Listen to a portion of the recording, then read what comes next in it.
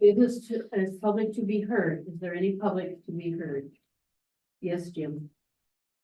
Thank you, Catherine. I'm here on behalf of KCS LLC and CF Trust. And I'm presenting a complaint to the select board as the elected officials that as of this date, we still do not have a right-of-way access to connect to Vermont Gas. It's a very serious condition, and on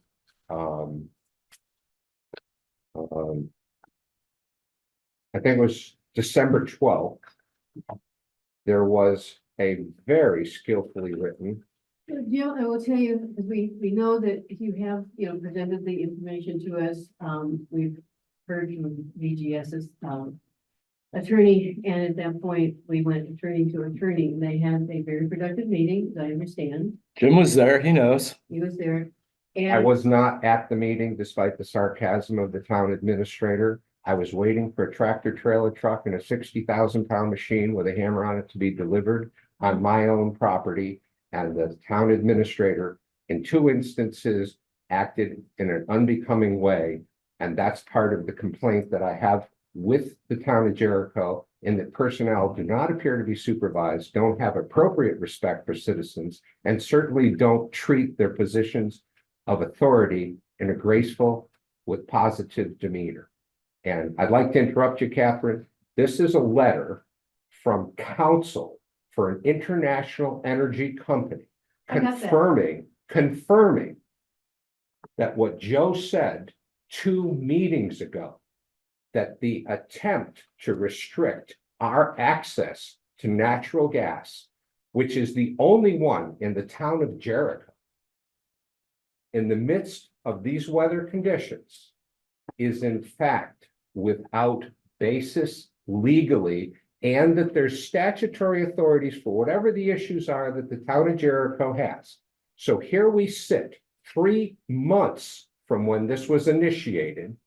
And I was told in the previous meeting by staff that every effort was being made. I it was. defy I mean, anybody to present anything that supports that allegation. it was, both councils met, a productive meeting.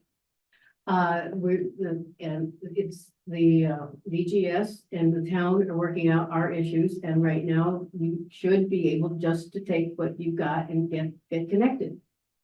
I need a signature on a single piece of paper without conditions that No, relate. that was not, I have, as I understand it, that was being written, that there still was conditions. That's up to. The whole issue of connection is out of our court, Jim. It's totally, I'm not totally up to listening to the Vermont. town administrator. He has no authority in this position. I am here to talk to the elected officials who are on the form, who control the right of way. If you want to talk to him, that's fine. I don't. I Okay. understand that. And this is a specific complaint of discrimination, of violation of property rights against a citizen with an essential need for services to the elected officials of the town of Jericho. You have a legal letter directed not to council, but to the select board of the town of Jericho on December 12th. There is nothing refuting this by any learned person. I would like to point out to you that certain councils have a long track record of leading municipalities into protracted litigation that they then lose. And so to rely as an elected group of officials on a paid associate, I think is a major mistake that other municipalities have followed to their severe economic and legal detriment. And there's no reason why this body tomorrow morning cannot sign an unconditional right to enter the right of way. We have experts fully insured with all the materials and all the capability. The frost is less than 2 inches thick. We can do the work.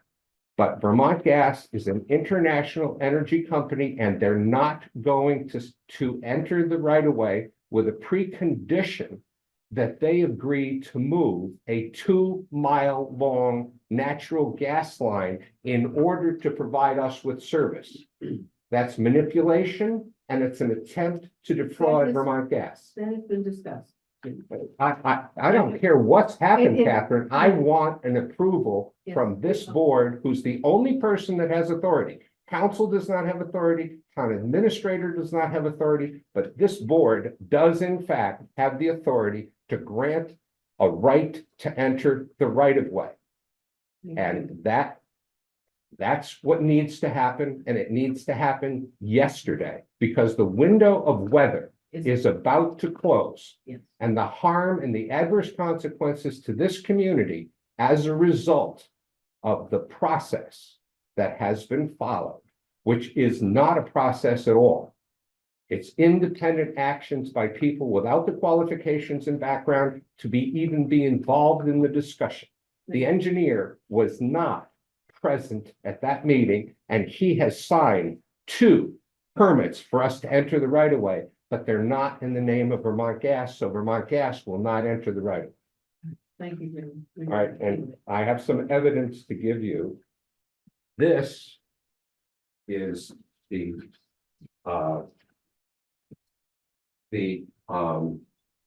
caps on the accesses that were granted to the property across the street called South Hill. All right. This is the device type that's buried when you put a valve stop in. So this is a piece that literally screws up. There's 2 different kinds. One screws up, one slides. On the top of it, you'll notice that there's a black cap. Yes. This is the black cap. So whether it's water or gas, hitting the black cap and chopping the plastic pipe off has absolute 0 consequence either to the utility or to create a hazard. So when someone operates a grader or a snowplow, they hit those devices, which allegedly happened, has nothing to do with the buried utility down below. And this is a copy of the letter from Vermont Gas. So this is my evidence to you, the elected officials tonight, that I believe there's malfeasance and malpractice in Jericho, and that the appropriate actions that should have occurred months ago have not occurred. And there is no cover for this elected board to not grant that right-of-way permit immediately. Thank you, Jim. Are there any other items in public to be heard? Is that David? Yes, David Villanueva. Would you come up? It's harder for people on, that may be on Zoom to hear you.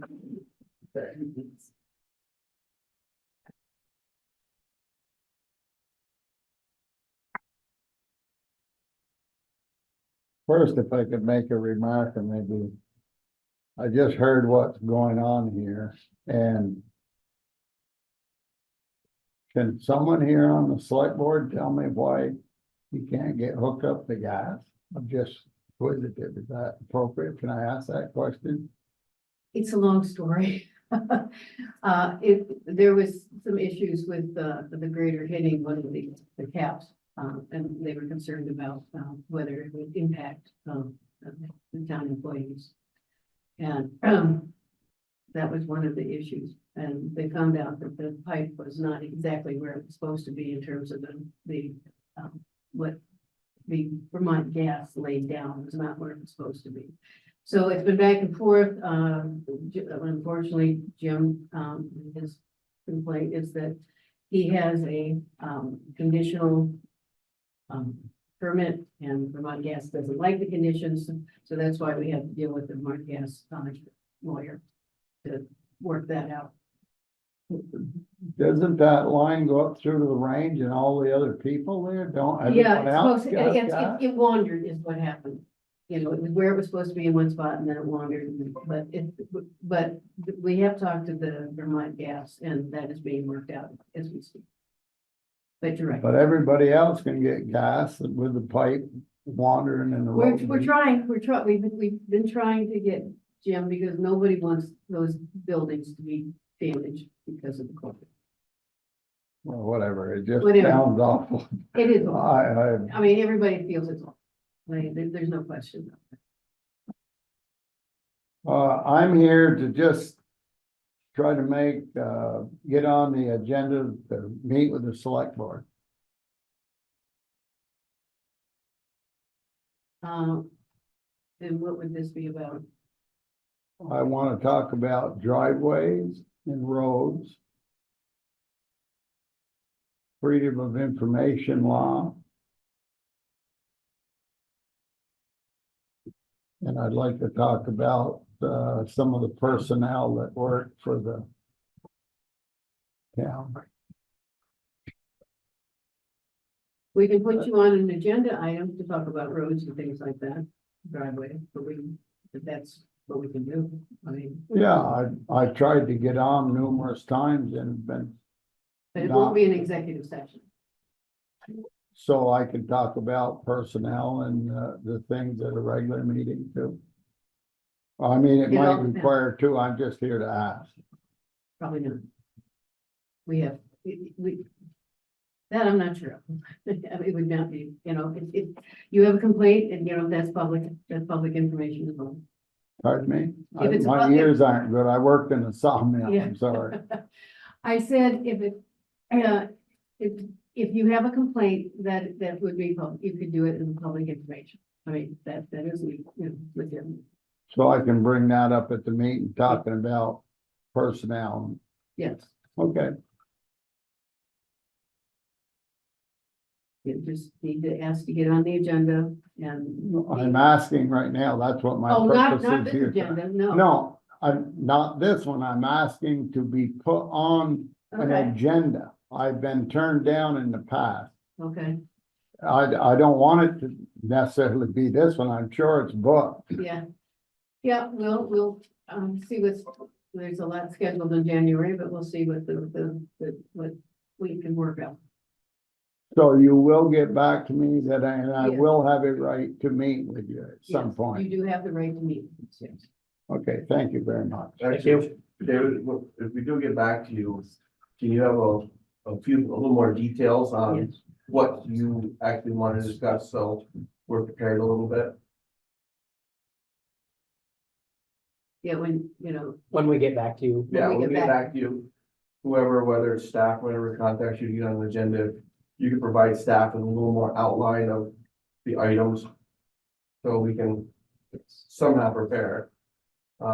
If it's public work standards, if it's driveways, if it's road, and so on, it'd be nice to have that for us to review or look at.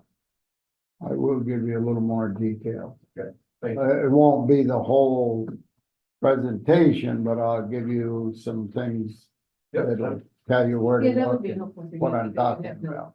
History with, you know, this, yeah, that, I'm the new guy. yeah, you're the new guy. That would be good information for you. Sure, I think it is very reasonable. Thank you. Thank you. Thank you. Are there any, does anyone else have anything to be on public to be heard that is not, it's material that is not on the agenda? Hearing none, we will move into, I do, Catherine.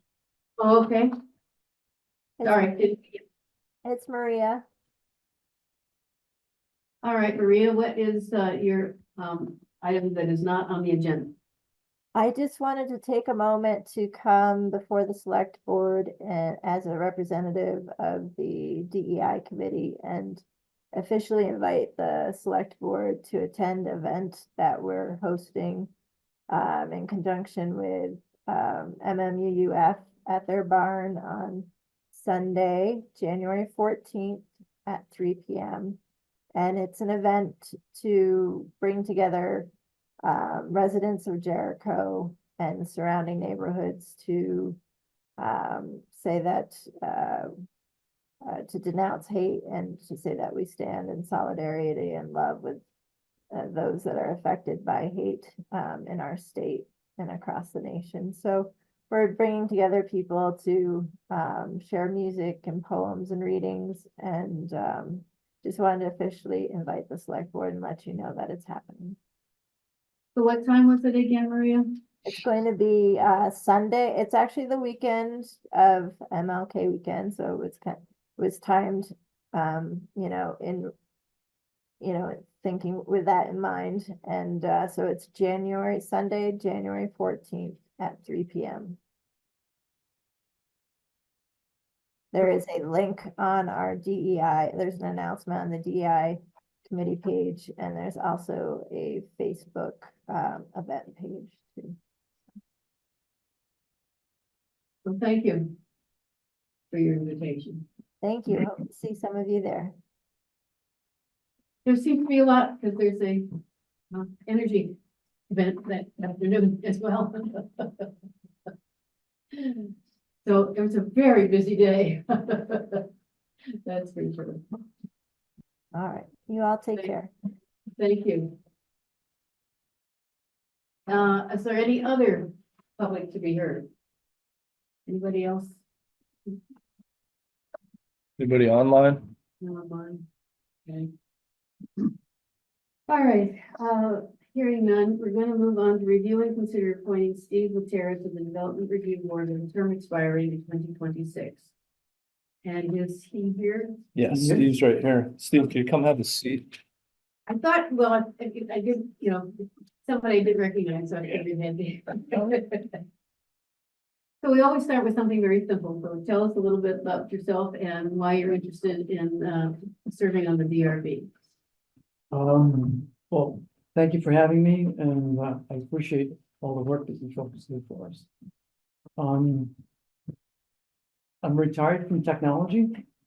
Spent, I couldn't use you with the technology. had a long career, and I lived in Jericho on Milo Way Road for just about 20 years now. While I was working, it was of interest to me to be a part of the activities of the town, but unable to do that as a volunteer with work and family commitments. And so now I have a little bit more time, and I was actively working with Chris Flynn on a project at my house, and so Oh, wow. the DRB request for help and vacancies sort of resonated with me, and I thought, sure, why not?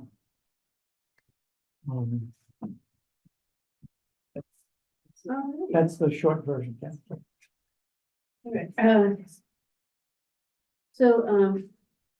One of the biggies, of course, with the DRB is that, you have to sometimes do things that people, because the rules say what they are, that you may have a lot of pushback from the public. Or it may be somebody that's your neighbor that you really like, but, you know, there are rules.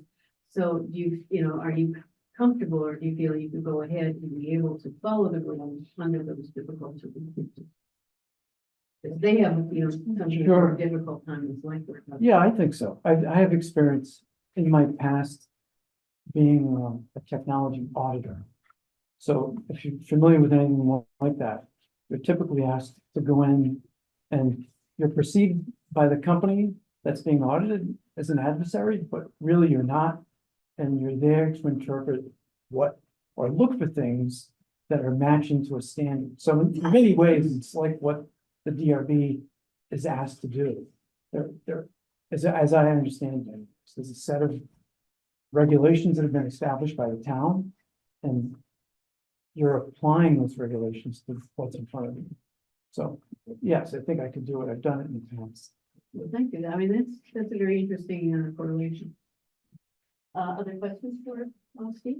The last person that was looking to be appointed, it wasn't more of a question, it was more of an informational line. Again, I like to say that as far as DRB, I've been on both sides of the table. I've been the applicant, I've also been on the DRB board. And one thing I always caution, if you're going to step in this position, that you take the time to be prepared when you get to the meeting. It's nothing more frustrating from the applicant the other side is when DRB members sit down and they're just looking at the application as they sit down. The night before, whenever Chris gets the information out, you take the time to look at it, you review it. before questions or whatever, and just look at the regulations to see if you agree with Chris's determination. So it's just being prepared. It isn't just show up that night and run your decision. There's background that really helps, and it also makes you a real addition to the RB when you're informed like that. So it's more of a, it isn't just one night, but it is, I found it very fulfilling, and it really helped me understand the process. So, and I appreciate you offering your time. Yeah, thanks, Joe. I would expect to be totally prepared for anything that I'm committing myself to. So, yeah, I wouldn't just show up that night and there's no, that wouldn't be a positive experience for me, nor for the people on the other side of the table. Make no mistake, sometimes you do go and you just get it that night. It's possible. That does happen.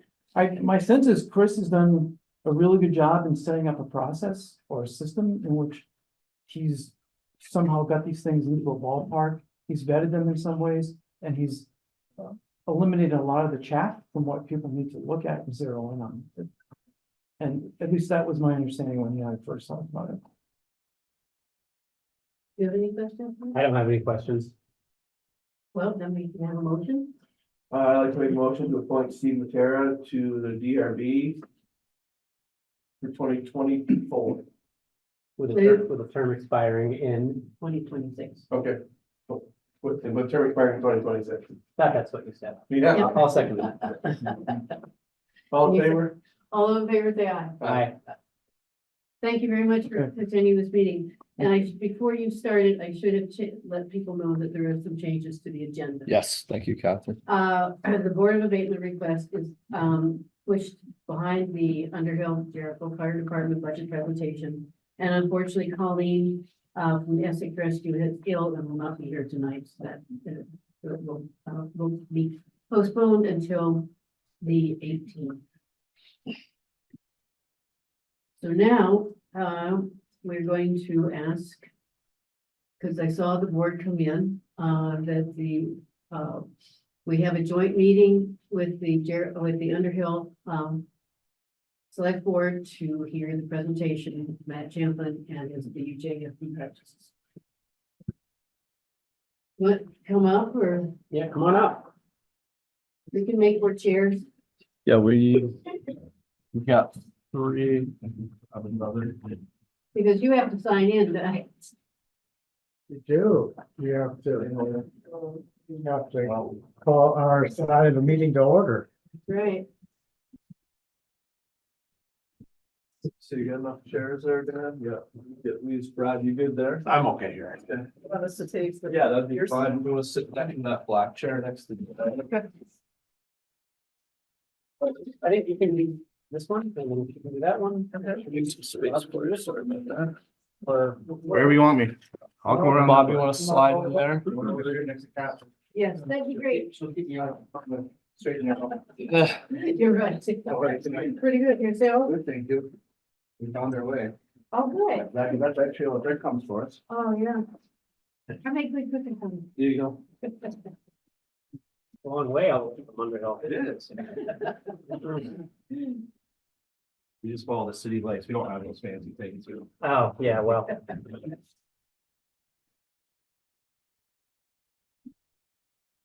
Eric, how do I get to downloads here so I can share the budget? Well, I want to welcome the Underhill Selectboard to this joint meeting. That's really very kind of them to come here. So for the public record, I will call it to order the Jericho portion of this joint meeting to order. It was 6:56 p.m. See, we're Jericho, just like that. Yeah, that's right. We're just moving right along. Okay, so What are the downloads? this is to give an idea of what the process has been. Eric from our board and Dan from Underhill and the town administrators met with Matt to go over preliminary overview of the budget and then tonight is the full board's to see the budget and approve the adoption of their budget to be put in our budget. So John, do you have it? Yeah, I downloaded it. I open? can't, where are the, yeah, I did have it open. Where are the downloads? A little harder for me to get. Excuse me. Here, I can open it from here if I have to. Here, can I just take over here? for Yeah, a sure. sec? Lost. I couldn't get any negative eight. Oh, there we go. It's. Yeah.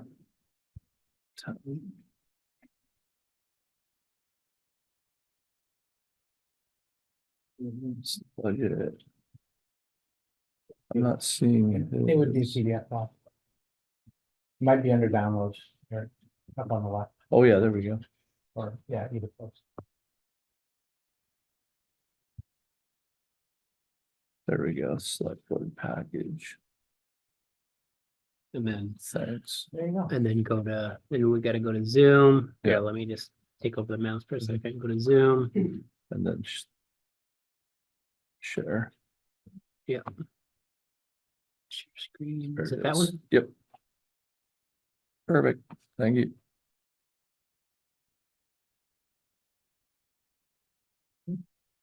Well, first off, I'd like to thank the select boards for getting together, again, previously with, for an overview, quick review, and then again tonight.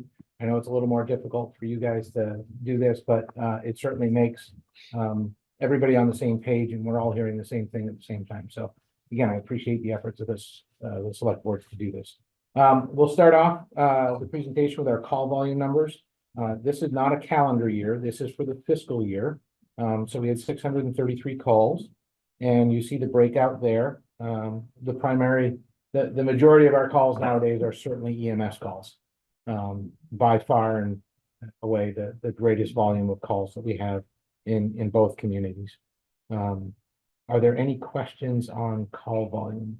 I was going to say, it was pretty tricky how you managed to get it almost exactly the split between the towns this time. I have nothing to do with that. I have nothing to do with that. Normally, I mean, it's not necessarily falls within that Yeah. parameter, but this Yeah. time I looked at It's that, pretty but close. that's pretty amazing. So those 439 EMS calls are covered by 14 people. Just so you know. I have a question about the Westford. Yep. Mutual aid. Yep. And I know automatic 11, 2%. Is there any communication with Westford about support for those? We have not had any with them. I'm wondering if chief to chief, you might want to have a conversation about that. Because I know they don't come out of 15 much, do they? They will if we call them, but But they don't get called for a lot of these. correct, on the 911 mapping system in the state of Vermont, Underhill Jericho Fire is the first call. So we have to call them for assistance for them to come. They aren't objecting to come. But No. they just aren't. They're not called. You guys are quick. We're faster than they are to that Yeah, portion of town. really. Yes, 15, I'm sure you are. Yeah. we can certainly have that conversation with the Westford Fire Department. Yeah, I think that would be a good idea. Sure, we can do that. Just for planning purposes and perhaps, your budget might get a gain out of it. Sure. Because, mutual aid is really important. I don't want to throw cold water on that, but, that's a little different. Yeah. Yep, we can have that conversation. Not a problem.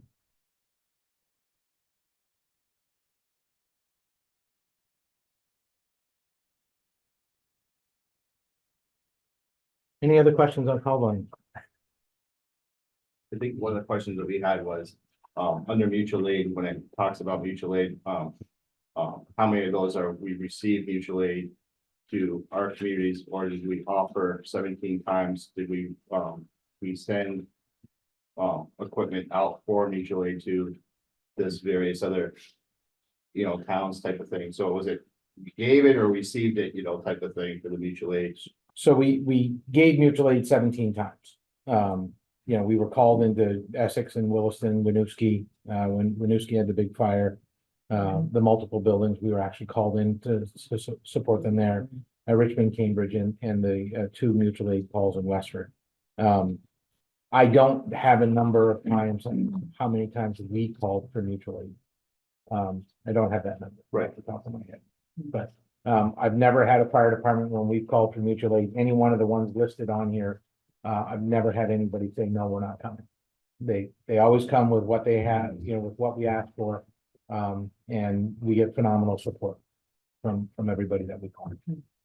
Is the other categories, the things like with the people who fall on and need to get up or things like that? Nope, that was an EMS call. The other category comes down to smoke alarms, fire alarms, CO alarms, maybe a gas leak.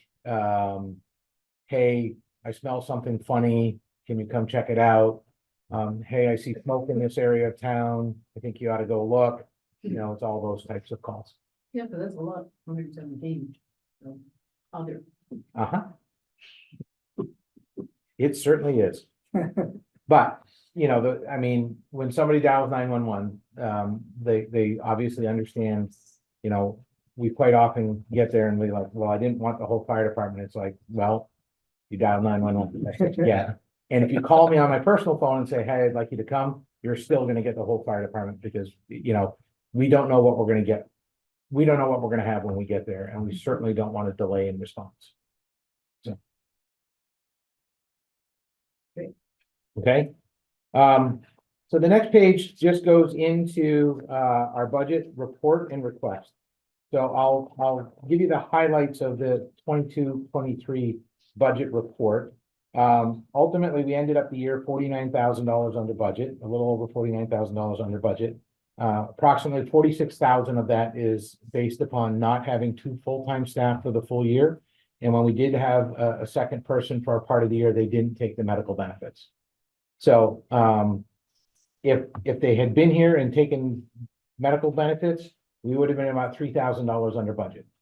So on a almost $800,000 budget, I think we're doing pretty well to manage things for ourselves, or $730,000 budget to manage things.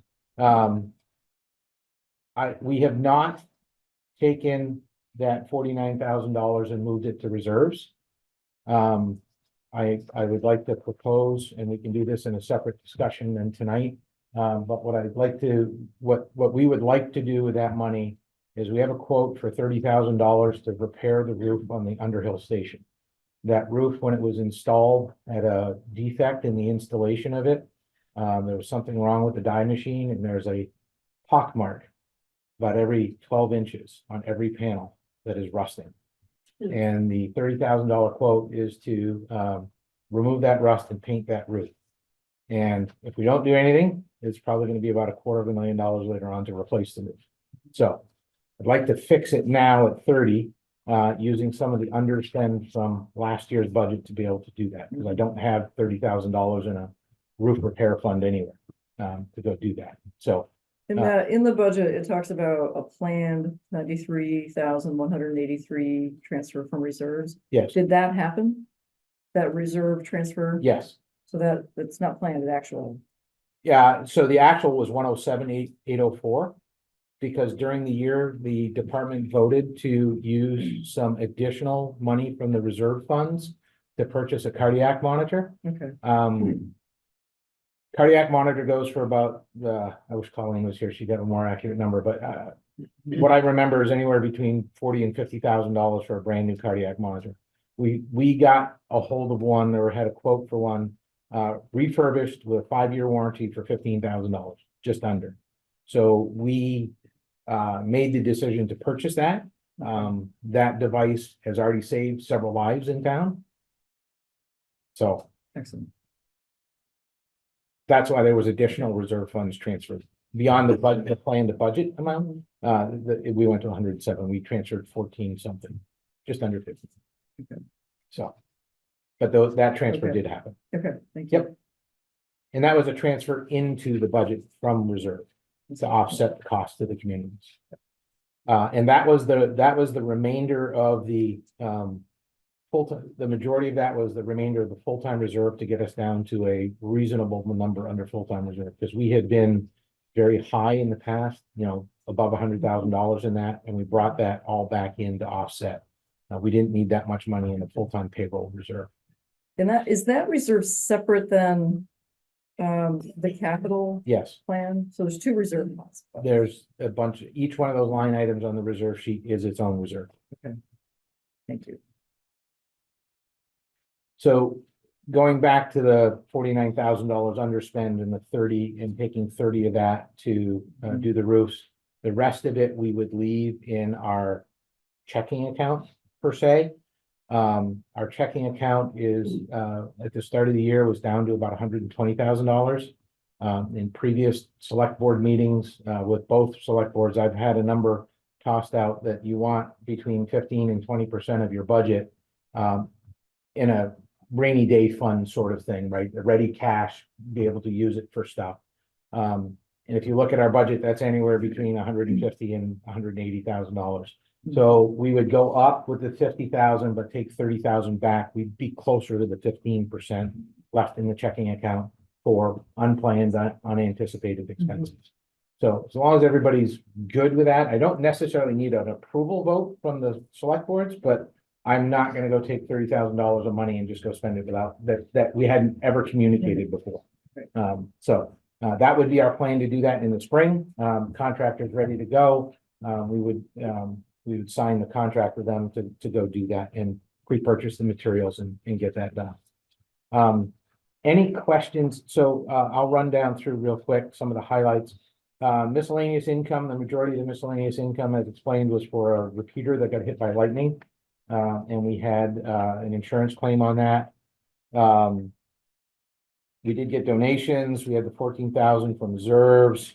Legal costs, I finally bit the bullet this year and asked for an increase in our legal cost, legal budget. We need the lawyers more and more every day, just with things that go on. There's more and more written contracts that we have to enter. And I'm not a contract professional. I'm not a procurement professional. So we run those through our attorney to make sure that there's nothing there that we're committing to in signing a contract for dispatch services or our emergency recording software or anything like that. We run all that through them to make sure that we're not, there's no fine print that's going to come back and bite us or the communities in the future. So that's there. The professional services, again, that was a little bit overspent, mostly because of the legal piece of it. Workers' comp, that's based upon the modifier. We had some injuries, so that added up. We were really good with the rest of the insurance. Vehicle maintenance, we had a couple of larger repairs. The trucks are getting older. We can't get replacement trucks in time. We ordered trucks a year ago. We're going to be almost 24 months to get a new apparatus before we can actually get it from the time we order them. So we're having to put more money into trucks to keep them on the road. So overspent there. Fuel is fuel. Station maintenance and improvements. We had a couple of emergency repairs that we had to make, and that we're going to go get some of that. We're going to do a little more preventative maintenance on those items to make sure that we don't end up in emergency repairs again. Overhead bay doors and those sorts of things. Emergency communications, again, we're overspent there, but in there's the approximately $12,000 for the repeater. So the income for that, the insurance claim for that is up above. It's not 100% offset because we do have a deductible. So there's more in this line item than in the miscellaneous income. Did really well on EMS supplies. And again, the new capital purchases are way down because we were expecting to get a truck and we didn't get it. So we transferred that money back into reserves. Questions on the budget report?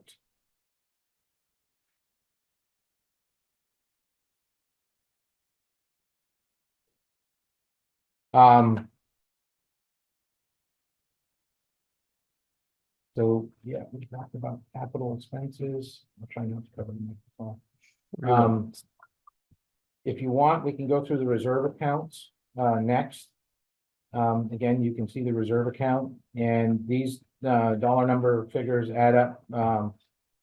I won't say exactly with the auditor, but we're not more than a dollar or so off on any given line item, so. And again, we have we have brought down the full-time reserve and the on-call reserve to numbers that are more reasonable for a reserve line item, in those areas. And then you can see the other levels there. And again, we try to predict, from the capital fund standpoint where we'll end up at the end of the fiscal year. If you go, and then there's the Rivers Land funding, again, we're receiving the income for the Rivers House and the solar farm. The Act 250 permit is closed, and we are working to try to get that, the house subdivided off and get that sold. And then once that's done, then there's the rest of the property that we'll start to deal with. So, any questions on either the reserves or the Rivers Land? You have, just a rough timeline in terms of the Rivers property of when that will start to come up? Next year, 2 years, 5 years? This is I have a term limit within the organization. This is my last year as chief. Oh, is it really? Oh It my is, goodness. it is, it's been 10 Probably years. 10 years. Yeah, Oh it my will be God. 10 years. It is my goal, it was my goal when I became chief, 9 years ago to, get this Rivers Land squared away. It was a mess when I became chief. We've gotten it to a point where it's manageable at this point. There's a little bit of income to pay the taxes on it. And, it's my goal to get that house sold by the end of the year and then start those discussions. Nick and Jenny are gonna want to hear me say that we're trying to get that house sold as quick as we can. So Mhm. I don't want it to take till the end of the year. And then we'll work on, conversations about where we go next. Okay, and the sale, the proceeds go to the fire department? Correct. They'll go into this Rivers Land Okay. Fund. And it's always been our, or at least my vision, I won't speak for the whole department, but it's been my vision and the discussions that I've had with folks is to utilize the funds received from the house to build a much better training center for us. We have members on the department that have not seen any sort of real fire and they've been on for a number of years. We burn some pallets and we burn some hay every once in a while, but it's not like having a true, we have a couple of Conex boxes, but it's not like going into a house. So we want to use the proceeds to build a more realistic training center with stairs and things that we can do, because we don't get to burn houses anymore. When somebody comes to us to burn a house and we say, okay, you got to get rid of all the lead and asbestos and it's going to cost you 15 grand. They can call somebody and have 2 dumpsters and an excavator for $5,000 and they're done. Yeah. Right. So, that's the difficulty we have. That would be the plan with the funding from the house. So where do the taxes that you pay appear in your budget? So we don't pay any taxes on either of the fire stations. We ask both communities to exempt those. The only taxes that we pay are on the Rivers Land, and those come out of the Rivers Land Fund. They're not funded by the taxpayers. Oh, okay. So we take that money out of the proceeds from the rent and the solar farm and those sorts of things. And prior to having the rent and the solar farm, when the gravel pit was active, the gravel sales, we got a portion of the gravel sales to pay for the taxes. So for a long time now, it's come out of Rivers Land funding. Any other questions on reserves or Rivers Land? Okay, getting into our budget request. We are asking for more this year. We can run down through it. We're holding the paid on call stipends flat. We are asking for an increase in salary for the full-time members. We have struggled to maintain 2 full-time members. We routinely hire folks. They come spend a little bit of time with us and then they get enticed by either Williston, Burlington, South Burlington, or Colchester for more money to go there. Do you have 2 people now or? In 13 days, I will. Oh. We have a second person start. Yeah. So we do have a second person coming here in a couple of weeks. That will be starting for us. So we'll be back to full-time staff. But again, we are, we're not paying what the other departments pay. We're not going to their level yet, but we're getting closer to them, just to retain, right? So some of the benefits that we talk about is it's a 5-2 schedule. You don't work nights, you don't work weekends, you don't work holidays. And to some people that's enticing. To other people, they want the call volume. And we just don't have the call volume here for them to go to. Right? When you go to Williston or Burlington or South Burlington, they're in the thousands of calls a year. And you will get calls every shift that you're on. You can be on a shift here for an entire week and have nothing. So, That's good though. well, it's good from the aspect that we don't have the calls, but it's bad from the aspect of retaining people that want to run calls. So, we've made a little shift in the demographic that we're hiring. Hopefully they'll stay around. So, and again, that's why the increase in the full-time pay line item. The medical benefits are, again, a Blue Cross Blue Shield plan. For the two employees, and that is funding for 2 of them. Payroll taxes is a function of the number. Again, we've increased the legal, the accounting. We had a 3-year contract for our audit services, so we're fixed price there. That stays the same. The cost of QuickBooks subscription has gone up a little bit, so there's So you just combined the audit. Yeah. Yeah. Yep. workers' comp, we're level funding based upon recommendation from our insurance carrier. We should have a couple of injuries falling off. So I'll preface this by saying our policies come up in August and September. I'm in October trying to estimate 11 months out what our policies might be. If we have any claim, big claim between now and then, these numbers are going to be no good. It's going to be what it's going to be. But we do a good job of trying to control accidents and injuries, all those sorts of things. We're not 100% preventative in that, but these are our best guess through our carrier. And we go back in previous years, we've been really, really close in the numbers that we put in the budget. Our agent did tell us to increase our auto fire department package by 15% this year. She is seeing rates for other fire departments go up 50 and 60%. She said our track record is good, go up 15. That would be her recommendation. So that's what we've done. We did increase utilities a little bit. I do know that costs are going to be going up. Again, vehicle maintenance, we did increase that line item. We can't get the replacement trucks. We've got, we might have to be doing some framework, tires, brakes, all those things that just wear up. So we did lower fuel a little bit based upon actuals. So that went down. We did increase our NFPA required testing. That is going to go up based upon the numbers that we're seeing.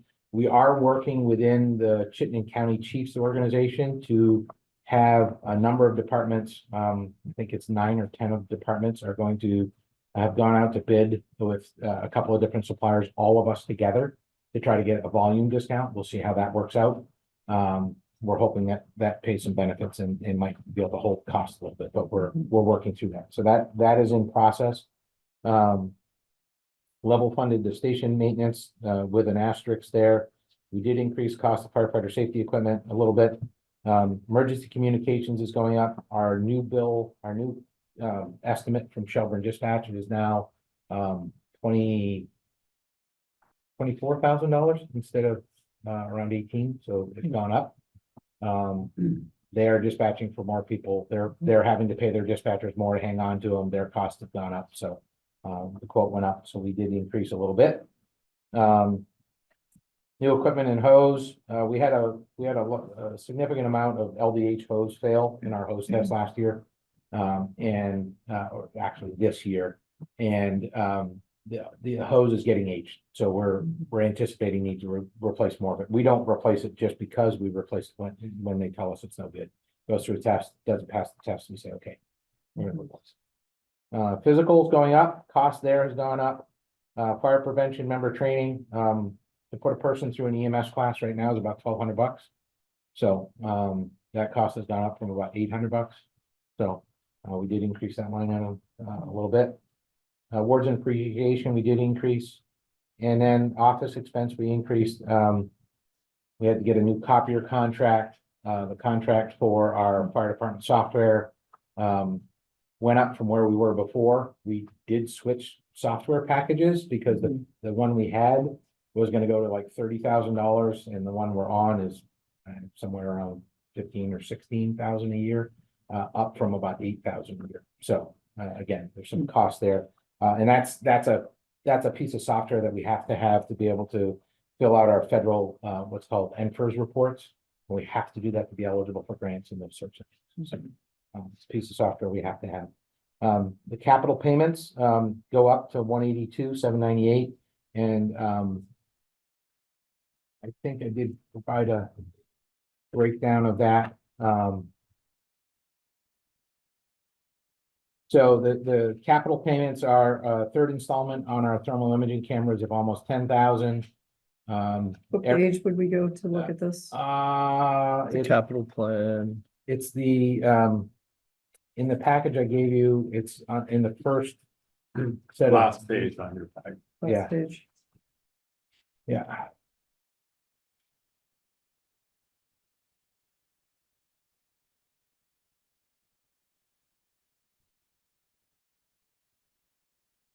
So so we've got 9915 for thermal imaging cameras. Our other thermal imaging cameras were end of life, so we bought some new ones. This will be the third loan installment on that. Every 3 years, we buy turnout gear. Turnout gear has a 10-year life. We have about 30 firefighters that have to do in turnout gear. So every 3 years, we buy about 10 to 12 sets. So everybody can rotate through and we never end up with people in out-of-date gear. We try not to do that. So that's that piece. That's how we manage that.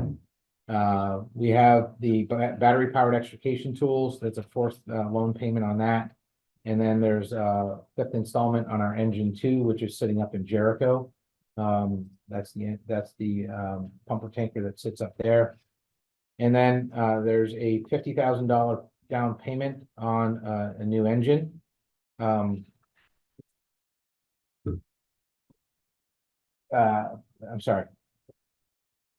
$50,000 payment on the new squad, which we're not even sure that we'll get in that fiscal year. So I gotta go through that. Again, That line item really jumps out at me in this budget. We went from that line item of capital loan payments, line 32. We went in last year's budget from, call it 89,000. Yep. Up to, we're proposing now to 183,000. It's a so really huge jump. if you, well, yeah, And I know you guys are doing a tremendous job at, balancing all these moving parts, but it just jumps out at us as to, sure. that's the driver of the big increase. Sure. So, we, so our capital plan, does grow every year at a little over 3%.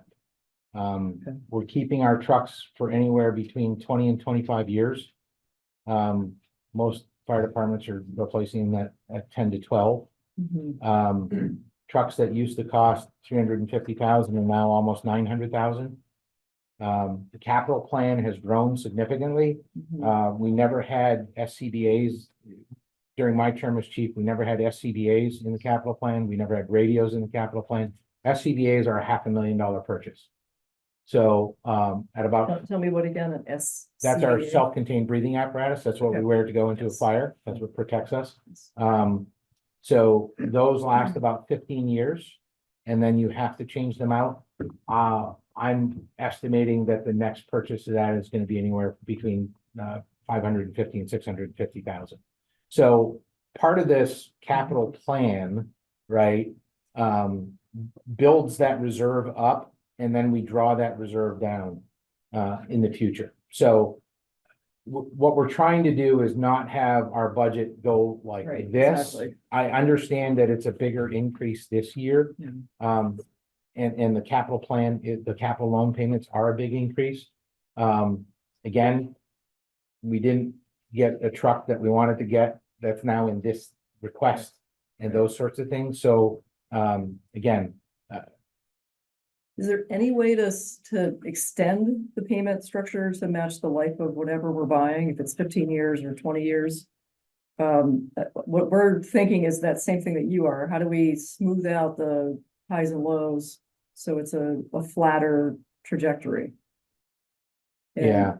we're looking at the bottom line, just go quickly to the bottom line. It's a Mhm. 15% increase. Mhm. And with the proposed school tax coming down the pike that we don't know yet, we're just concerned about all the moving parts. And the impact on the homeowners and the taxpayers. no, I certainly get it. I certainly understand. If there's any way that we could flatten that by extending loan payments? We can't, we can certainly look at that. So for the trucks, we're typically getting a 7-year loan on those, right? We could look at going out to 10. I don't know what that would do for us. I don't know that it's worthwhile trying to extend, thermal imaging cameras, that are $10,000 a year in loan payments, those sorts of smaller items. But we can certainly look at extending out the truck payments to try to smooth that out a little bit.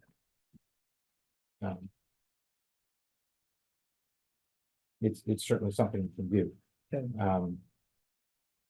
for the future.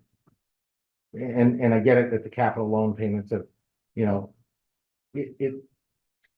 so what should have been in the 23-24 budget was an extra $50,000 in a capital loan payment, or 60, what we have planned for 67,000, but it's not there because we couldn't get the truck, so we pushed it out. Right.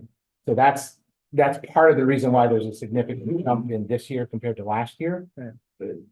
The manufacturer told us you're not getting your truck. Mhm. You can't get it. So we pushed it out. So, in essence, that hurt us. Mhm. So, And the truck is on the cusp this year? I'm hoping, we're told, the chassis is built. The chassis is sitting in Florida. So I gotta get the company to put the body in it. So, and the dates are improving. So yes, we think we're gonna get that first truck in this calendar year. The other truck that we ordered might not be till 2025. So we can certainly take a look at extending our truck payments out Mhm. in the future and trying to smooth this out a little bit more and maybe come back in next year's budget request with that pushed out, Right. which would then lower the, greatly lower the request for next year. So we can certainly look into it. So is it right that part of this capital loan payment is paying for 450,000 for the squad vehicle? It's so, yes, it pays a portion of that 450,000. We make a down payment. What and is then the squad vehicle? The For those squad of is our. us that are not familiar with all Yeah, that. no, that's fine. So the squad vehicles is our first out vehicle right now. That is an F-350 with a body on it, basically a construction type body. That we have a small water skid in. It is overstuffed. We cannot get the equipment that we need into it. So we are replacing that truck with a bigger truck, a bigger chassis, a bigger body. And that is our first out the door truck. It's 4-wheel drive. It goes to all of our EMS, not all of our EMS calls. It goes to all the daytime EMS calls. That's what our daytime staff uses as their response vehicle. So it's a 2-man cab. Yeah. It's got their SCBA's. It's got the new truck will have some basic extrication tools on it. One of the things that we're seeing is that we have less in-town staff. So when they get a call for a car crash or anything like that, and it might even just be getting into a house to rescue somebody, Mhm. they've got to bring a little bit more tools with them to be able to deal with the situation until help can arrive. So we're getting a little bit bigger truck. What it boils down to. Okay. And that's it's This one's gonna be like a big pickup. It's not a big, not what you would consider like a fire engine. It's smaller than that. Right. So.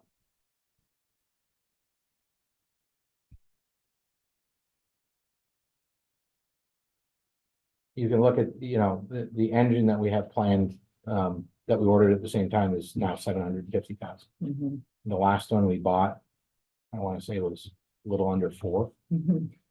So, but again, we stretched the life of our engine dramatically.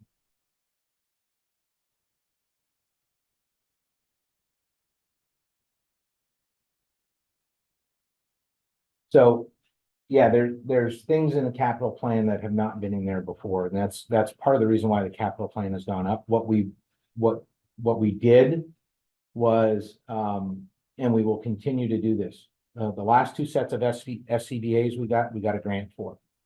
I would wholeheartedly expect that we would likely get a grant for the next set of SCBA's. But what I would be very hesitant to do, I won't say I can't do it, but what I would be very hesitant to do is not plan for that $500,000 purchase, not get the grant and have out of date. That is our primary life-saving equipment for a firefighter. And there comes a certain time where they won't do the service on it, they won't keep them up to date. And they say, you gotta get new ones.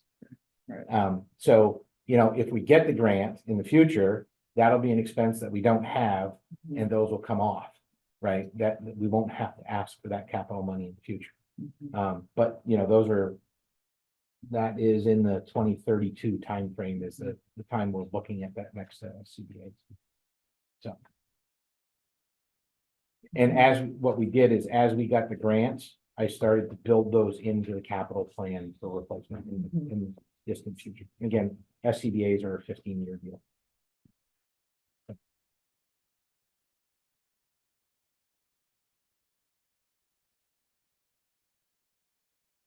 So yeah, the loan payments are the thermal imaging camera, the bunker gear, the extrication tools, new engine, our engine 2. And then there's the capital purchases for the new squad. I'm sorry. The new engine. So there is this is where it gets a little complicated. So in the 23-24 budget, there's 50, part of that, that $60,000 of new capital, there's $50,000 for that new squad. I'm hoping to get that before July 1st, but if I don't, that $50,000 is going to roll into next fiscal year, 24-25, and there's a $67,000 loan payment planned for that squad. So we'll make a bigger down payment is what we'll do. And then we'll have a lower loan amount moving forward. And again, more than glad to take that and look at, instead of 7-year loan, stretch it out to maybe a 10-year loan when the time comes. And that's feasible, or not feasible, that's reasonable, given Squad- how long do you keep the Squad, I might not want to extend out, because that's typically every 7 years, because that truck gets used. Okay, a you lot. wanna marry the But term of the loan with the life of the asset. Yeah, the squad is 7 years, but like the new engine that we're planning on getting, that's gonna be 20-year truck. Mhm, So extending that loan from 7 to 10 is not a problem. okay, I wouldn't perceive that to be a problem. okay, That popped into my mind as I said, we'll extend the loan on Okay. squad. No, we probably don't want to do right, squad. exactly, you don't That- wanna have an asset that you're Correct. paying a loan payment on, and you don't hold the asset anymore. Correct. Okay. So I get the increase. I understand it's a tough pill to swallow. But again, we're trying to manage our capital plan between 3 and 3.5% a year increase. Is there anything in the reserves that could be brought in to help dampen this? So I don't wanna deplete reserves. Yeah. no, Yeah. I hear you. So here's the thing that we can do. And again, it comes down to pay me now, pay me later. There's the $49,000 underspend from last year. Mhm, And again, 46 of that is full-time, and typically what we would do is roll that into this budget to offset a future increase. If I don't go fix the roof, I'm gonna just be looking at more money later on. So I'm trying to do the balancing. We have asked various roofing contractors for the last 5 years to give us a quote to fix that roof. We've been trying to get somebody to commit to come do it. This is the first year we've gotten a quote. We've gotten somebody that would actually commit to coming to do it. That's why I'm like, if we've been working to try to get somebody. I mean, we've talked to Rod Roofing, we've talked to all the big commercial roofing companies, and we finally got somebody that give us an estimate. Does Because- the original contractor own the bad job? They're no longer in business. So yes. And it's not a material defect because it wasn't something wrong with the material, it was the installation. And unfortunately, Randy Jr. has tried, I have tried to go back to somebody to help us get this fixed, and we have no luck. Out of business. Yeah, I know of like that. So it's a great question though, Dan. Yeah. So, I think we've all had roofs like that. Mhm. So, part of the other piece is that, in previous years, we have been, not last year, but previous years to that, we've been rolling into the budget anywhere between $60,000 and $100,000 from full-time or from reserve, payroll reserve accounts Yeah. to offset. Right. And last year that ran out, and this year, again, I've got the $46,000. Glad to do it. We can push the roof. But we're gonna pay more somewhere else down the line. The other piece that's in this budget request is a $15,000 creating a new reserve, a $15,000 amount to create a new reserve. The air conditioning compressors at the Underhill Station are original. They're 27, 28 years old.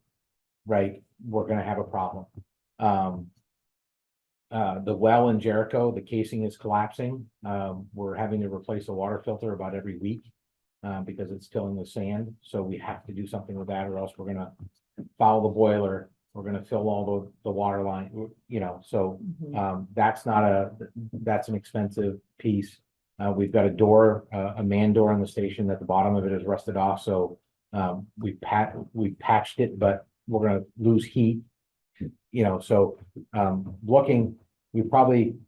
we quickly put on the board, and when Eric and Dan were there, they could see the board. I mean, there was probably $60,000-$70,000 of expenses that we have to do in building maintenance.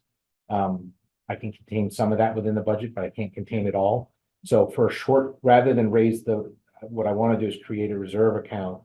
So then we can go out and we can quote and we can plan and we can do those things, and we build a schedule of getting that stuff done, because we have so if we have to replace the HVAC system and it's, $20,000 to do it. I can use some of the building maintenance fund, but I've got the reserve fund to marry it to get the work done. Bringing the contractor out once is gonna be cheaper. We'll apply for any rebates or grants or anything that we can do. We always do that stuff.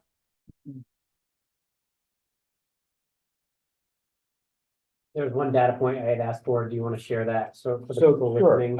So the budget increase this year, for both communities, for Jericho, the budget increase on a $500,000 home would be a $40 per year increase in your taxes associated to the fire department.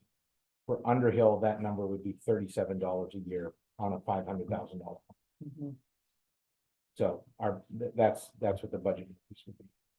And while the overall budget is almost 15% increase, what we're asking for from the towns is 11%, because we are drawing some money out of the truck reserve, the capital fund reserve, to offset some of that capital expense. And You can see that, John, at least I found it helpful to look at that, capital plan, right, nope, right, up. Right there. that So 31,705. that top section is kind of what I looked at when I tried to review this and whatever, so. Last year's budget was $839,793. Matt showed that he came pretty close to that. I forget the exact amount, but it was quite close. About $3,000. Yep. And so then this budget is $965,748. But if you look up, that's what the asks of the town are. So the 31,000, you know, damps down those top two lines, a little bit. So For instead example, of a Underhill, you can take 12,000 Yeah. off of that bottom line number Mhm. for Right. Underhill. I just did the math. For the 31, you mean? Right. Oh, gotcha, yeah, If you proportion it, sure. That's how the rate 31, comes out. yeah, 8%. exactly. So without the reserves, it's a 15% increase, but when you factor in the reserves, you said 11%? It's 11. He said 11, Yeah, I didn't do the math back, but Okay. I'll give you an exact number. looks about right. That's what we calculated Yeah. with Jennifer, we did a lot with her Yeah. Mhm. session. So, if you go to that page in your package, which is the capital plan, Mhm. the overall capital plan, where it's got the 450, if you look in that right-hand column, right? You can see where, you know, this year, we're gonna use 31,000 of reserve. The next year, we're planning on using 105,000 of the reserve. The year after that, 91,000 of that reserve. So, over the coming years, we're gonna draw that reserve down almost that $516,000 capital reserve is gonna go down to less than $100,000. Do you have a running tally or am I just missing anything? I don't have a running tally of what the capital reserve does. But you know, this. I get it when you look at the capital reserve fund and you see that it's got, you know, 560,000 at the end of this fiscal year, you like, what are we doing? Well, that's what we're doing, because we have future purchases coming that we know we're gonna have to draw Right, and it's down. smart to do that, because again, it dampens the We don't have, tax effect we don't have this, year to year. Yeah. which is what we've always tried to do. Right, exactly. We're just trying to figure out a way, is there a way to dampen it a little this year? And we can certainly look at the bigger trucks, the Yes. ones with the longer lifespan, we can certainly look at extending those loans a little bit, which That'll help. we'll have to balance the interest rate and cost of money. With what we're paying, but yeah, we can certainly, we'll ask the question when we go to get the loans, we'll ask the questions. You know, think about it in the context of if I hold an asset, I want my taxpayers to pay over the time of that asset as they go. So if I hold it for 20 years, the taxpayers through that 20 years should pay, rather than just the first and 7 years pay for an asset that's gonna have life. I don't, People are moving in and out of. yeah, I don't know how long they'll let me take a loan on a truck, Right, Right. but we'll ask. but to the extent that you can. Yep, we can ask, we certainly can. I do like that data point, though, it explains to people, how much it would cost them out of pocket. Yeah, and if you. My $500,000. And if you look at the last paragraph of my write-up, those numbers are in there, on the very last paragraph of the write-up. The other consideration is that if you keep it longer, then you're gonna have to maintain it for longer, and the costs associated with that are gonna Yeah. be significant. There comes a break point, Mhm. because we're seeing that with the town trucks, that, you know, the longer we keep the town trucks, you know, the rusting out and everything like that, and, you know, part availability and everything like that, so. It's, you know, the cop between the devil and the deep blue sea. And I think Matt pointed that out in the current budget, right? The throwing out a little bit more for tires, a little bit more for maintenance because of some of those trucks are aging. I mean, we actually had to replace a fuel tank on a truck because it was leaking, because it was rusted. Fire hazard. It's diesel fuel, so I'm not too worried about the fire piece of it, but the environmental piece of it is significant. Nice horses. Yeah. So, You got some dogs you can hook up. Yeah. so, It's not a huge chunk, but you know, if you have it off the top of your head, it might help people to understand too, where ARPA funding helped, you know, with some of this. Oh, certainly, I mean, you know, we greatly appreciate the ARPA funding that we got. You know, the replace, it's been the plan to replace the corded electric tools with battery powered tools. And I think new equipment, did I raise the new equipment line item?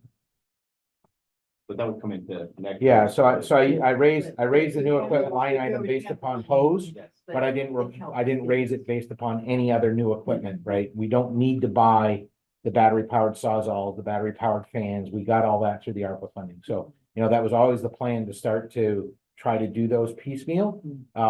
You have to be careful. I can't replace half the sawzalls on a truck with battery and the other half corded. I've got to do them all or I don't do any on that truck. So again, what it did do with the ARPA money is it prevented me from having to build a plan on how I lay that out over the next 4 or 5 years to get that done. Right. Because the future is certainly, we've already seen the tremendous benefit from having battery powered tools. The battery powered fans, we can take a fan as far away as we want from a truck. The Sawzalls we don't have cords. And the big deal with the battery powered extrication tools and the battery powered sort of equipment is our scene is no longer cluttered at a car crash. We don't have all these cords and wires and hoses hanging all over the place. The ambulance can come and roll a stretcher right up to the car and they take it away. And it's a whole lot easier.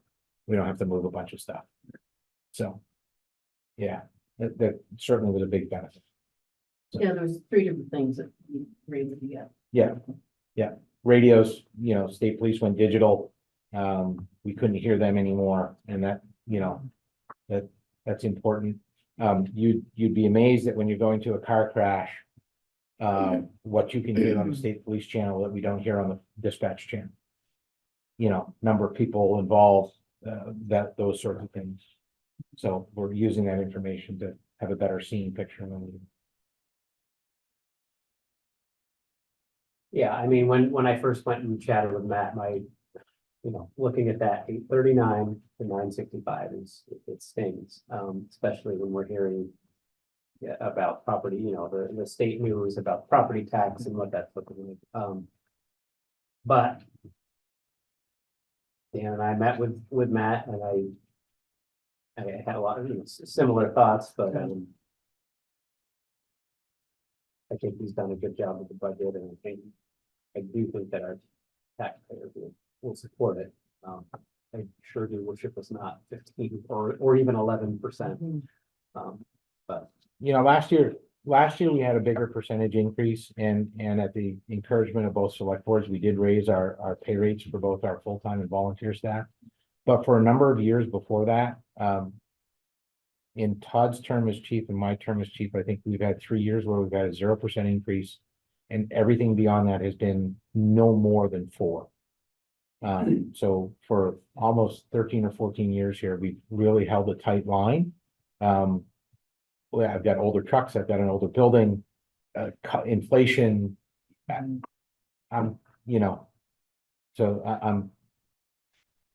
would like to ask for more money. There are more things that I'd like to go do, but it's just not reasonable to do. Right? It's just not reasonable. I can't do that. So. But based upon the contract that was dated February 26, 1997, that both the town of Underhill and Jericho signed with the fire department, says the town shall agree upon each year upon their respective share of the sum to be paid to the fire department. So I don't know if we're at that point where we can agree upon the number that we're going to support the fire department's budget or not, but I think maybe Underhill is ready to make a motion that. My questions were answered. Do you guys have any others? I don't. So, you want to go first? Feel free. Sure. yes. So I make a motion that we accept the fiscal year 2025 Underhill Jericho Fire Department budget, which has been presented tonight to the voters of the town of Underhill at the 2024 town meeting to be held this year. You want to put that number or no? But it's based upon the presentation. So I mean, I can, for the record, it's 965,700. Whoa. That's not on Pump the brakes, pal.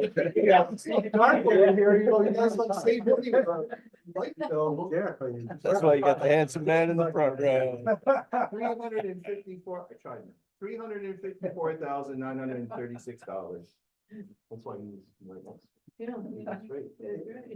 I will second that. Is there a discussion on the Underhill motion? Thank you, Matt, for all your work. You're a class act, and I hope this isn't the end of your, It's my last year. it is totally, you're not gonna re-up. I have a term limit. I You can't. Yeah, it's, okay. Yeah, we have a 10-year term limit. Just like the US Senate. I'm not, We wanna keep him. but what I can tell you is that I'm not going anywhere. I'm staying as a member. I have no plans on leaving the Excellent. fire department, and I Good. will be glad in my new role as honorary chief to assist the organization and the new chiefs coming in whatever way I can in budget prep and planning and whatever. I'm not going anywhere. We appreciate your perseverance and patience with us and Oh. all the work that you do. I appreciate the questions. It's all good. I want you guys to understand where we're at and what we're doing. So that way you can answer questions and we can answer questions and be on the same page. I think it's important to do that. Thank you. The Bob got a motion on the floor. Right. So all in favor, the town of Underhill motion? Aye. Aye, Aye. You don't need a second? They did. it was seconded. Oh, okay. That motion carried 3-0. We do it kind of through ESP and Underhill. Yeah. We don't have that, but, I wish we had it. yeah. I'll make a motion on on behalf of the Jericho Select Board to approve the requested budget from the Jericho Underhill Fire Department for $579,107. I'll second that motion. All those in favor say aye. Aye. Aye. Thank you very much Yep. for your time. Thanks, Matt. Appreciate all the answers. Sure. Yes, Jim? Number one, I'd like to compliment Matt and the fire department for all the wonderful work they do. It's amazing emotionally knowing that they're there for our life quality. It's tremendous. And I also think that the joint venture of Jericho and Underhill is incredibly successful.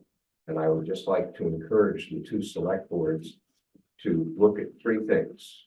One of those, which was part of the debate tonight, is capital.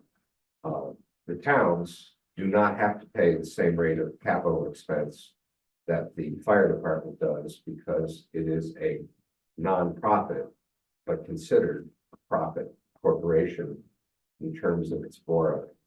So because its credit rating is good, it pays less, but it pays far more in all probability than either of the two towns. Was that true? No, Municipal bond funding, we are recognized by the banks as a municipal. Okay. We get municipal rates. That was something that, but you're getting money from a bank, correct. not from the municipal bond fund, which is a different rate. Not from the bond. Sure. Sure, The correct. municipal bonds are considerably lower. It fluctuates. It could be 100 basis points, which is 1%. It could be 175 basis points. But the question that you repeatedly ask is, when you go to a bond bank, as compared to a commercial lender, Mhm. you can match the useful life of the device to spread the principal payments over the life of the device at a lower interest rate. So you're getting a lower cost of your capital. Two, you're amortizing it based upon a bond concept as compared to a lender's Mhm. concept. And therefore, you can stabilize your budget better. And one of the ways to do it is either to create a fire district, which would be a joint, in effect, quasi municipality that would be sponsored by the two towns. That would be assistance. And the other thing that you can do is that the investment tax credits that are available on the purchase of a $900,000 device is significant. So oftentimes, and Matt may have already done this, the banks may in effect be doing a form of financing, which is called a lease purchase, so that the banks are taking the investment tax credit benefits and lowering the cost of the purchase because they're getting the cash flow on a present value basis that shelters them from a 40% tax. So the fiscal questions that came up here tonight, I think is something that could be studied between this year and next year, because interest rates are up. They're using interest rates to punish the average person, us, at the expense of the largesse of the other people. And I just think that you could have a better program that would take advantage of the municipality's horsepower, which is you guys can get access to lower cost funds. You can get access to longer periods of amortization, and you might actually be able to achieve some cash flow savings by having a joint venture. Take that, and then as a citizen, I say to you, we're being asked in Jericho to fund a new truck facility. I've listened to the chief repeatedly about the adverse effects of corrosion, maintenance, and so forth, not just on his trucks, but on his buildings. Underhill drives the same type of trucks that Jericho does. One of the ways that you can immediately improve both the performance of the vehicle, the durability and sustainability of the vehicle, and the satisfaction of the employees that are working on it and doing the maintenance is by creating a wash facility. And there's no reason to have 3 wash facilities in the Jericho Underhill area. So looking at these major capital investments of storing vehicles, maintaining vehicles, training the personnel, because nobody can hire a high quality, self-motivated, capable mechanic today. But the better the facility that you have, the more enjoyable it is to work in, the more likelihood that you're going to find the better person, you're going to retain them for a longer period of time, and they're going to be more productive. The machines are all the same. The engine in the fire truck and the engine in the plow truck is the same thing. And so there's just a tremendous opportunity. And frankly, John Leo is probably one of the best guys because he spent all the money to build a facility that was attractive to mechanics.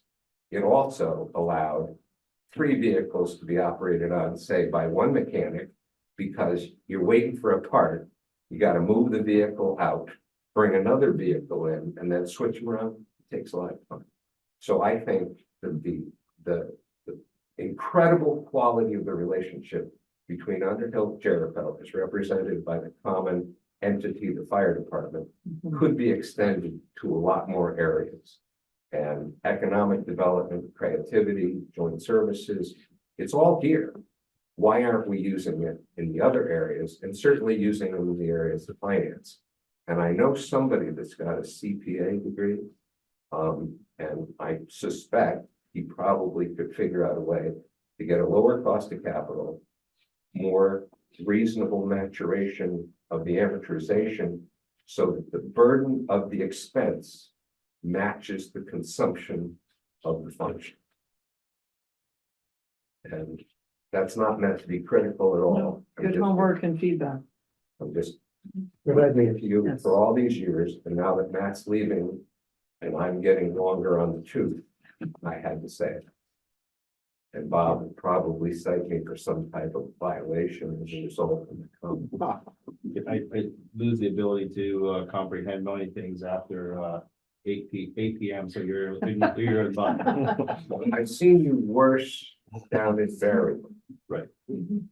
Well, Captain, thank you for all the lovely goodies in the cider that you promised me. You know, that was very nice of you, but I think we have to go. So That's right. you know, love to stay longer, but I think we should move to adjourn. I'll second that. All in favor? Bye. Aye. Well, certainly. The town of Underhill has Thank you adjourned. for your hospitality. Thank you. I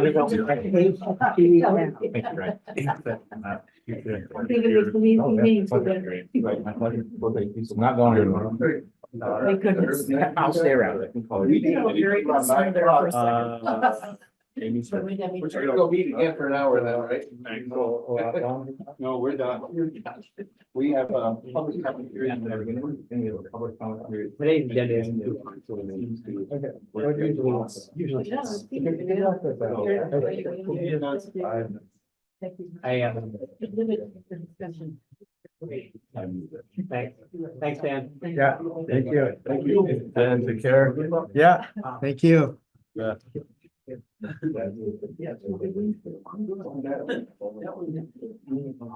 All right, next on the agenda after we move on.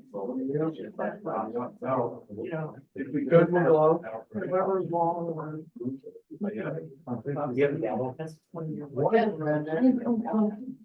Where's the gavel? If we could move along. Folks, could you mind taking it into the hallway so we can proceed? I can get home before 10. Yeah. We don't, our clock was a little slower. Next is, the, review and consider the Board of Abatement request. Oh, Oh, is that the case? oh, yeah, Yeah. Okay. because, UPWP doesn't come before them? no, Okay. no, Fair enough. UPWP is ours. Okay. Yeah, and This is all, lots of humans are involved here. Yeah, fair enough. Okay. So, yes, If I may, I would introduce this topic on behalf of the Board of Abatement to you. that would be good. Okay. And please come up to the Big chair. big chair. So So- that people can hear you that maybe on it. Yeah, they all left after the fire department. And just, just go ahead and introduce yourself and the. Okay, my name is Michael Weinberg. And I'm here in the role of Chair of the Board of Abatement. In the last approximate year, there's been two hearings that have caused a lot of discussion at the Board of Abatement. Two times, people asked for abatements on the penalty that they received because their taxes were paid late. The Board of Abatement can abate a penalty. And the Board of Abatement has to follow very specific legal guidelines that have been set out by the state of Vermont and the Supreme Court. In one case, it was a person who wrote a check for their taxes before the taxes were due. Discovered that particular checking account didn't have the money to cover the check that they wrote. Before that check bounced, came up to town hall and wrote a new check. And so actually made good on the check before the town even knew that there was a problem.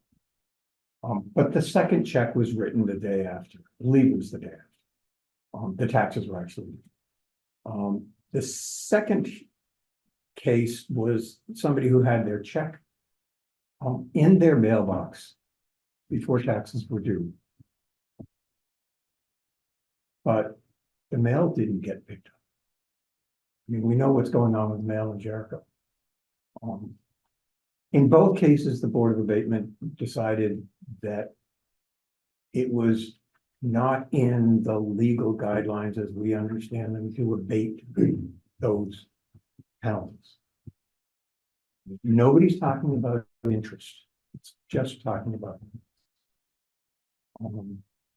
And so Peter Booth and Kathy Paris, who are both here, got together and wrote up a proposal. They brought that proposal to the Board of Abatement. Not so that it would be a Board of Abatement proposal, but they were looking for the endorsement of the Board of Abatement. That given what's happened in the last year would make sense. And at the last Board of Abatement meeting, there was a pretty rigorous discussion. And then there was a vote to accept, to endorse the proposal as presented with one change, and that was that it be for a 2-year period of time to really understand what the impact would be of not having a penalty imposed on people. The monthly interest is a separate issue. We're not even talking about that. This is just the upfront. And so the proposal that Peter and Kathy are going to bring up and talk about has been endorsed by the Board of Abatement. Is that enough for what? I think that's enough, I mean. Okay. Because, you know, this is what was discussed at the Board of Abatement, and it was only, it wasn't until 2014 that even the penalties could be even abated. That's correct. Okay, thank you.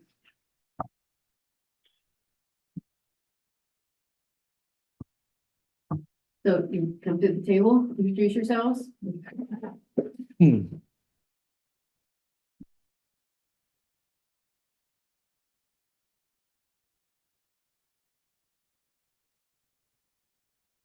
I'm Peter Booth. I'm on the Board of Abatement, but I'm here as an individual citizen tonight.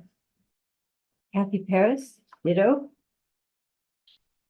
So do you want us to just talk? Do you have questions? I know Catherine, you were at the Board of Abatement meeting. Joe and Eric, were either of you at the meeting? Was not. No, but We did include, John included the minutes in our little packet here, and I did have a chance to review. I don't know if I got every word, but I got the general gist. Yeah, I read familiarized with everything that's been submitted in the pack. Regards. Maybe for the audience, you could just give a real brief recap. Yeah, I don't wanna go on forever, clearly, certainly.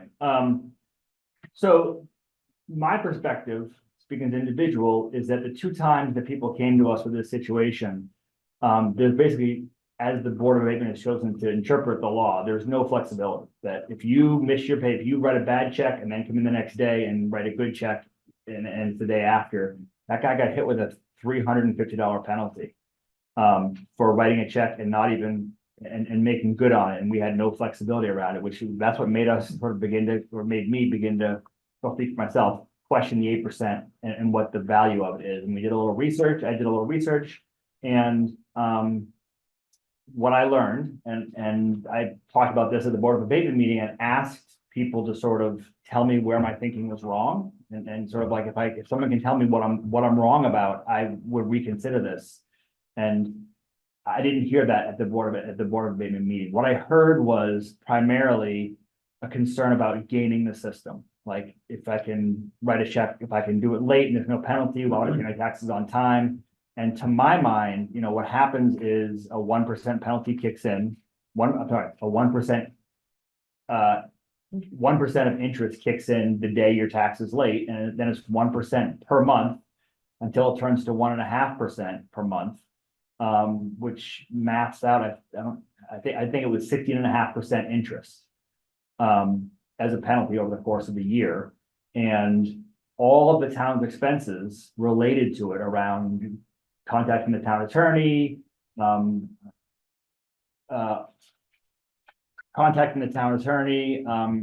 a letter to the mortgage holder, going through the tax sale process, all of that gets tacked on to the taxpayer's bill. So to my mind, the town is not taking a financial risk by letting somebody let their taxes slide, because they're paying 1% interest monthly, which is 16%. If I can get a 16% return on an investment, I'd be all over that. So I see that as a huge, it's interest, it's not a penalty, but it's a huge disincentive to game the system and not pay your taxes. I didn't hear anybody at the Board of Abatement meeting say, no, you're wrong. Here's where your math is wrong, and here's where your thinking is wrong about this. There is a financial incentive to game the system and not pay your taxes on time. I also think that most people have no idea about the 8% penalty. And the only people who know about it are people who have stumbled into it, like the last two people that Mike was talking about. And those people were, I believe, were shocked and furious about the situation. And as a member of the Board of Abatement, I felt like my hands were tied, that this person was really getting screwed by the town, and there was nothing that I was not embarrassed. I was angry to be forced to sit there and say, like, yep, you need to pay us $350 because you made this mistake. So for me, it's just that there's plenty of financial disincentive to not pay your taxes. You know what I'm saying?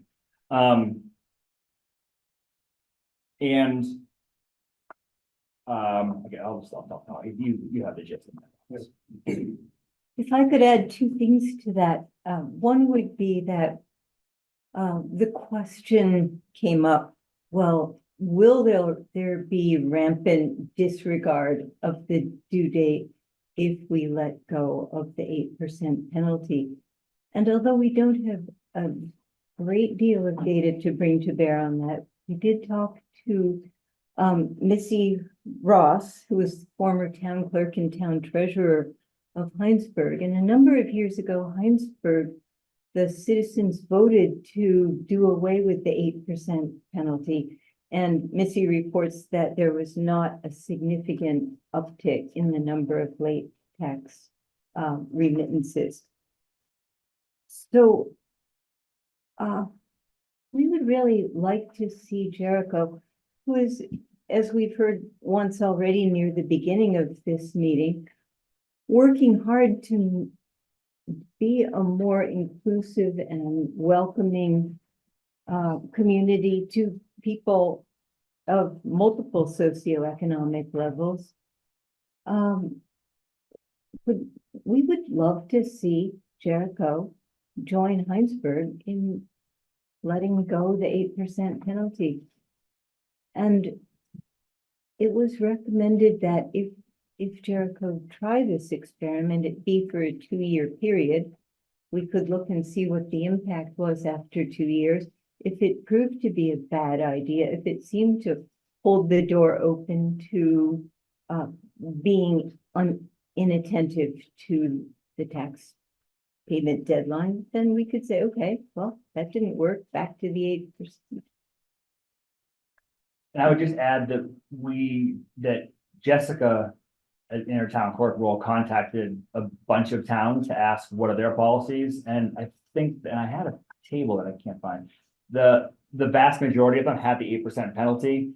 And I think a couple of a 5% penalty maybe. But there was nobody who responded to Jessica's email saying, we tried we tried removing the penalty and it didn't work. All of our delinquent taxes spiked and it became a huge problem. So no one else has. The only person who's tried it, group is Heinsberg, and their feedback was that it didn't really make a difference in their delinquent taxes. And one of the arguments that was brought up was, well, everybody else has 8%. Why wouldn't we have 8%? And that kind of thinking, I think, is just sort of stagnant. And if everybody else is hitting their kids, why shouldn't you hit your kids? Well, because hitting your kids is wrong. So like that, everybody else is doing it, it just doesn't hold water. And I would hope that it doesn't with the select board. So. Well, thank you, because as you know, the Board of Abatement doesn't have authority to do this, but you as private citizens have all the responsibility that, the private citizen has. You can bring it to the board, you can get a petition, and put it on the ballot, things like that. But as far as the select board, then what we can do is get rid of the 8%, keep the 8%, change the percentage, or institute some kind of in-between grace period where, like the week, but because of the ones that came up were within a week's period of time. Mm-hmm. So I've been thinking about this very topic since I was at the meeting where the gentleman that had like the most, what I consider clerical mistake, and a $300 penalty for that felt awful, especially when the bank charges $15 and waived it, right? The bank can do that. They don't have whatever. And so I was right there with you all, and I think I voted to abate, and it wasn't abated. And in the meantime, I've had a chance to talk with the staff, and particularly with the staff that works hard to keep our finances moving.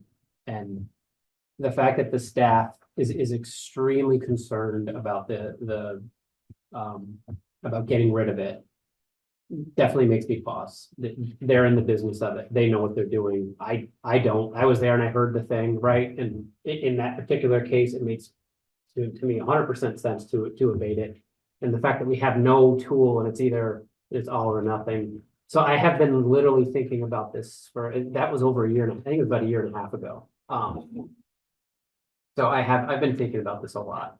And I did sort of come up with this week maybe something to float by to see if it would maybe land somewhere in the middle. And be okay with the Board of Abatement and some of the concerns you have, and maybe okay with the town staff who are pretty concerned as Jericho citizens, as people collecting the taxes and all that. And so I'm gonna roll my proposal out, and I just wanna, hopefully people will tell me how much they love it or hate it. Generally, we don't have a hard time with people telling us they hate things. But I wanted to just roll it out. See, Jim's already ready. Yeah. Well, I think the public should speak before the select board makes proposals. That you've got two citizens here offering a proposal, an idea. And I think anyone who would like to speak to it should speak to it before the select board makes a proposal. Well, I'd be willing to wait, yeah, because mine's like gonna be the winner. It's gonna be really good, so I'd love to go at the end, you know what I mean? again, Eric, I definitely want to hear what you have, but I have some thoughts on this too before we do that. So again, I want to really thank Brian and Mamie for putting together the memo that was sent out. Again, I took that into big consideration. But I do want to bring this up. I want to back up and tell you that my wife and I were two young 20-year-old people, parents with young kids. And we missed our tax. We didn't pay it. And we learned firsthand about the penalty. Now, it was a little shocker. We somehow scrambled and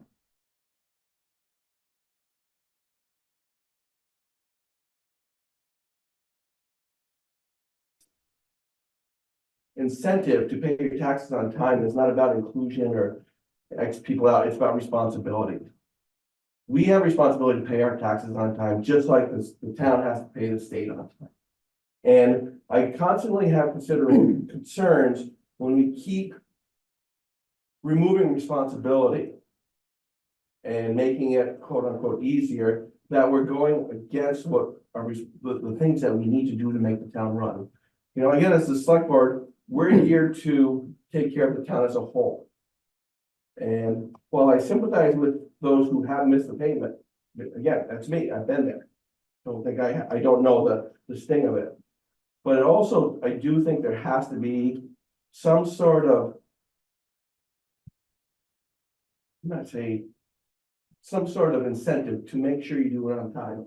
You know the date's coming, you know when it's there. We aren't such a big town that you can't drive the check here. We have boxes out here and so on, you know, our staff is attentive. So there's plenty of opportunity to make your tax payment on time. So I lean towards the opposite. I think with the system we have works. I've seen other towns with, well, it does. It does. I've seen other towns with tax sales that exceed ours. And again, our staff have concerns about us making our payment on time. So again, you know, Eric has his concerns. He might have a solution. I have my concerns. I guess I would like to ask staff one question, and I don't want to put any near Brian on the spot, but as far as late payments of our 5,000 inhabitants and 2,000 taxpayers, how many payments are we talking a year that are late, roughly? I think roughly after the March installment, there were around 70. Okay. Some of those may have come in a week that had postmarks that were on time, so those would be backed off, but right around that. And of those 70, the average payment amount of penalty that was $180. Put that all 70, because you do pay attention to postmarks, so that, you know, if it's mailed. So Absolutely. some of that was sure off. Absolutely. Okay. All right.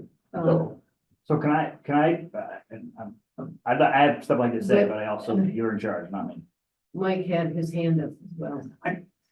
At the Board of Abatement meeting, when this was all being talked about, somebody brought up the example of when you get your credit card bill, there's a date on it that you have to pay. You don't pay it on that date, they charge you interest. And that's what credit card companies are in business for, is that you don't pay it on time. But they don't charge a penalty. They charge an exorbitant interest rate, 18 to 21% annualized. But there's not a penalty. I don't know that that's true. They charge a fee. And you call them and you say, can you forgive that? And they forgive it. Right. So this proposal is not about taking away the interest. It's about taking away the penalty.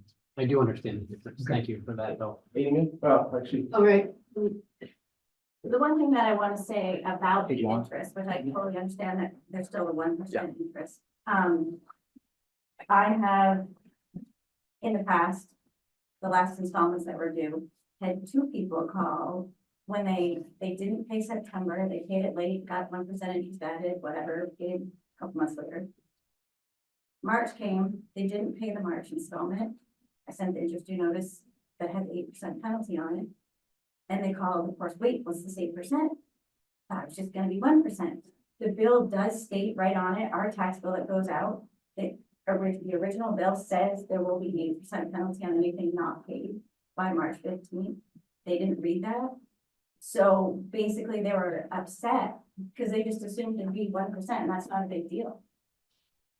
That's not the incentive. The 1% wasn't an incentive for them to pay them. And they're like, yeah, we're just gonna like, there were 2 people. Of phone calls there. Maybe people don't realize it's 1%. I believe it says it right on. I know, it's, Yes. it's clearly written, but Yes, but no, and they actually had not paid, the September installment was paid a couple months later, so they had already incurred a couple of years. yes, Jim. I'd like to go to the point that Joe raised in the context of everything that's been said here. One, physical background. The best thing in the world in terms of cash flow and earnings on its money for the town of Jericho is for people not to have their taxes paid on time and be able to charge them 1% per month. Because what are you earning on the savings account that the town of Jericho has? That's really important.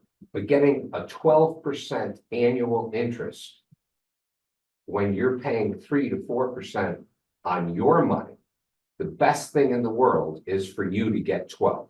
That's the best thing for the town of Jericho.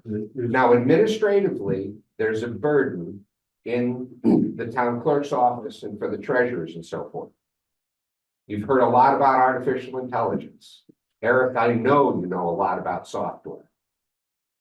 The program that's used by the credit card companies, the banks, when there's a default on a loan payment, is a sophisticated piece of software that could be purchased by the town to alleviate the administrative burden of administrating if somebody does have a problem.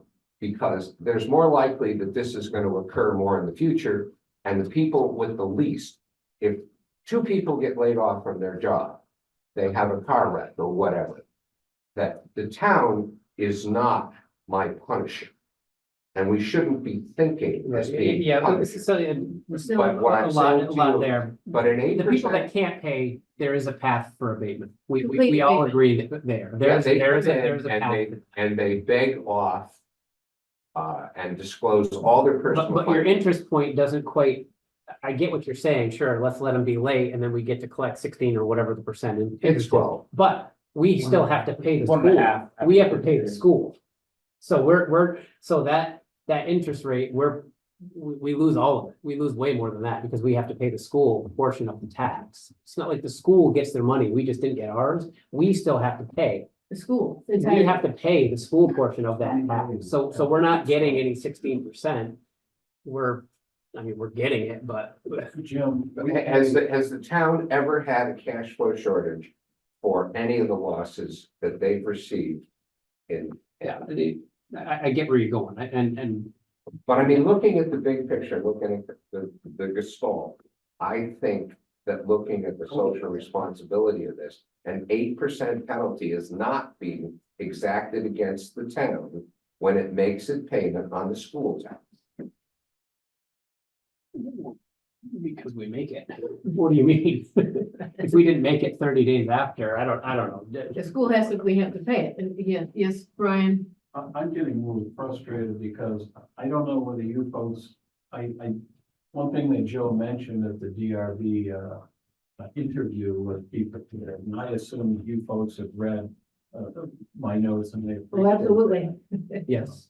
And I did want to highlight some things because people here, perhaps are not informed as to some of the items that I did put on the list. Actually, that's a good point. Maybe letting you read those would probably. Yeah, and I really don't want to read them all, but I don't know if I can be heard, but You should probably go to a mic. I can be. Yeah. Well, I can hear you. well, the mic is right here. It's right here. Yeah, Brian, we can, if you want to pull up, we can move a microphone over.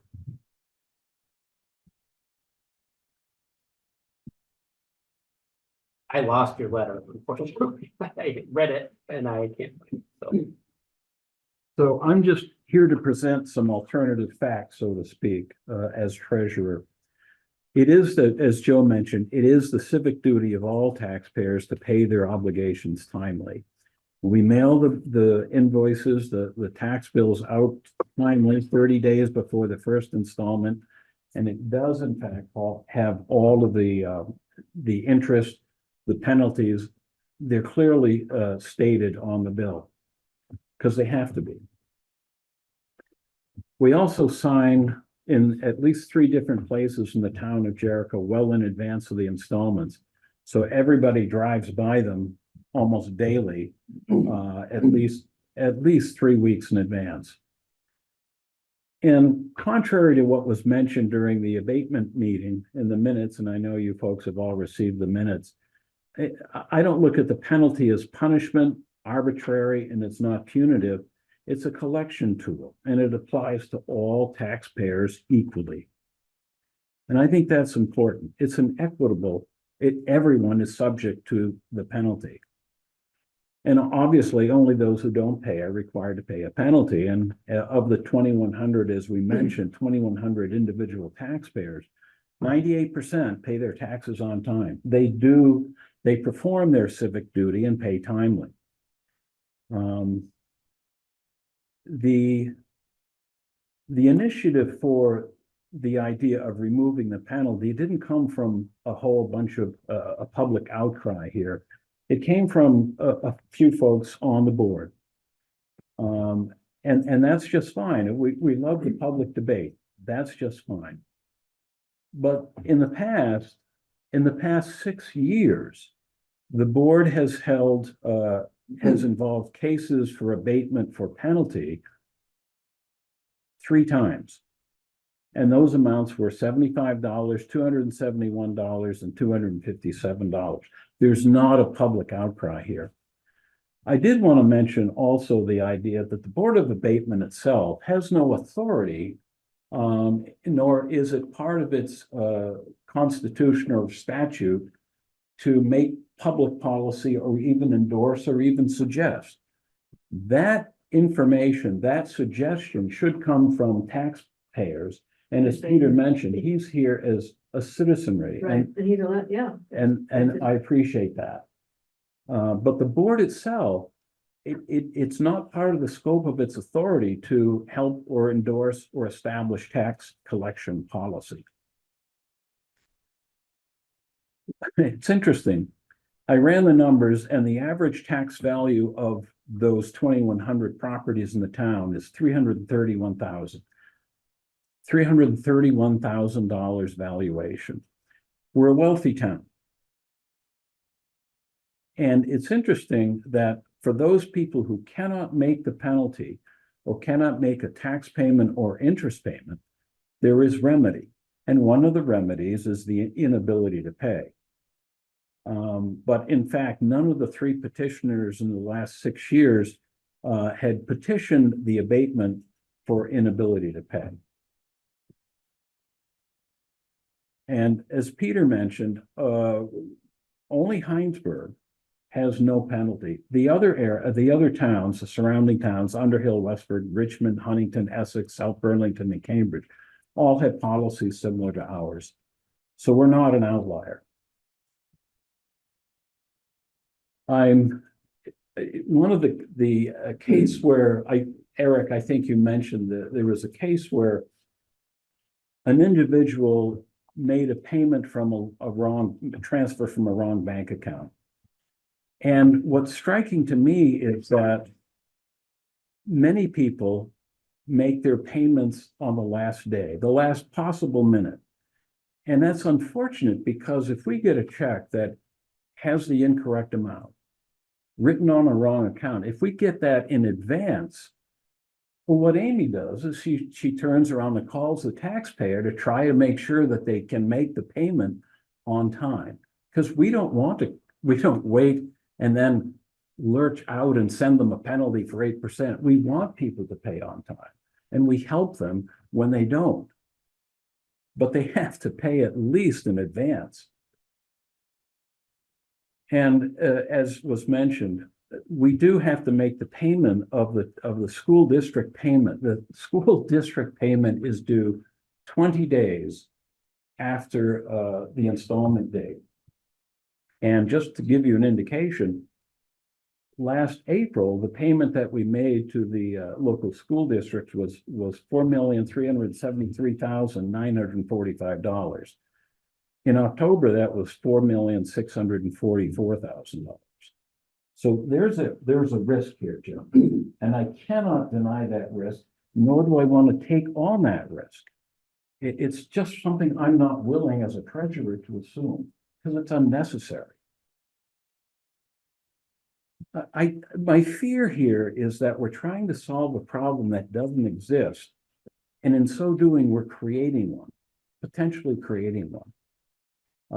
Again, those are the points I wanted to make, and I just, for those people who are on the phone or joining us by Zoom, I wanted them to understand that those are some things that must be considered in this whole issue. I invite the debate. I encourage it. I think it's great. But I just want the select board to be aware of what the other facts are, the real facts that we deal with administratively in the office. Yeah, and to be fair, those are the exact points I was talking about. And I had heard those points, it was nice to have them articulated well. You were great about explaining them at the very abatement meeting where it happened and a couple other times too. And so those were all the comments that I was thinking of when I said I've been thinking about it for 18 months. I respectfully ask, is there anything that has been said that leads to the conclusion that therefore we must have an 8% penalty, or hell will break loose with the town's finances? I think not. And Joe, I'd like to comment that you told your personal story of when you and your family were quite young. You were hit with the penalty and you learned your lesson. But you seem like a responsible and invested citizen. I'd be willing to bet that even if you weren't hit with that penalty, that you would have made an effort to pay your taxes on time the following year, and that you wouldn't have to have your hand slapped with an 8% penalty to do the right thing. I think what Peter and I are saying is that it isn't necessary, it isn't kind, and we'd like to see it abolished. Those are good points, but I'll go back to the other point again, is we're looking at 3% of the people who aren't timely on the payments. Are we gonna change program process that we know protects the town as a whole for 3%? And as far as,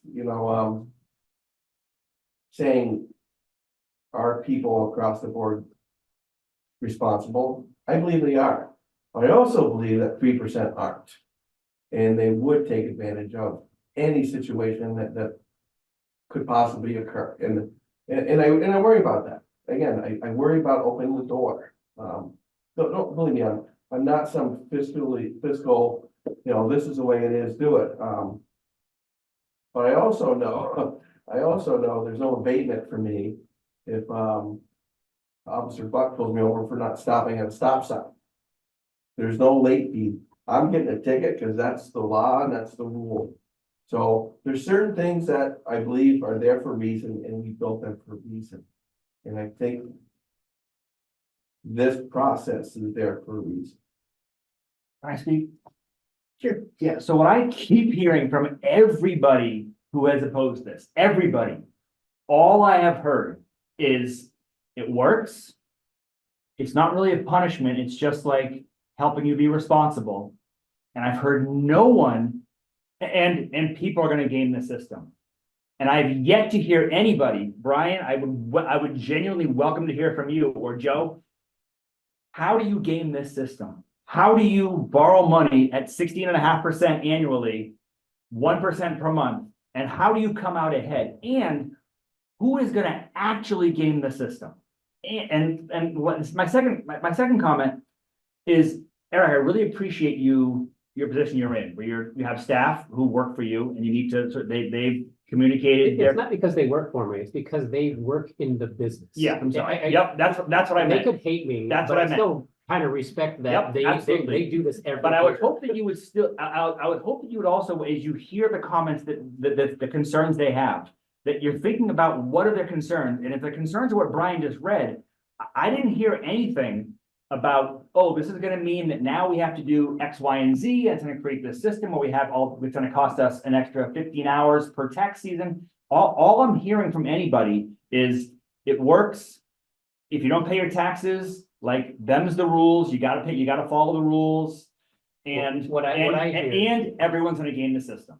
So what I hear, when I hear Brian and Amy say that 98%, okay. I think their biggest fear is that 98% starts to get small. That's what I hear from them. They didn't say those words, but that's what I take at it. And when that starts to drop, their job gets harder. Can you explain how, I'm not being facetious, can you explain how your job, let's just say that we go to 93% paying on time, which I think is ridiculous, that's whatever, let's just say that happens. What does that mean for you as an employee, like as a treasurer? I'm forced to pay a bill for which I do not have the money. And so how does that happen? Because we have to pay the school tax. No, I know why, but so how do you pay that bill? I don't. Well, If I we can, I borrow. don't. You borrow. I have to go We have to borrow. borrow. You have to pay. And how much you paying in interest to borrow it? 16%.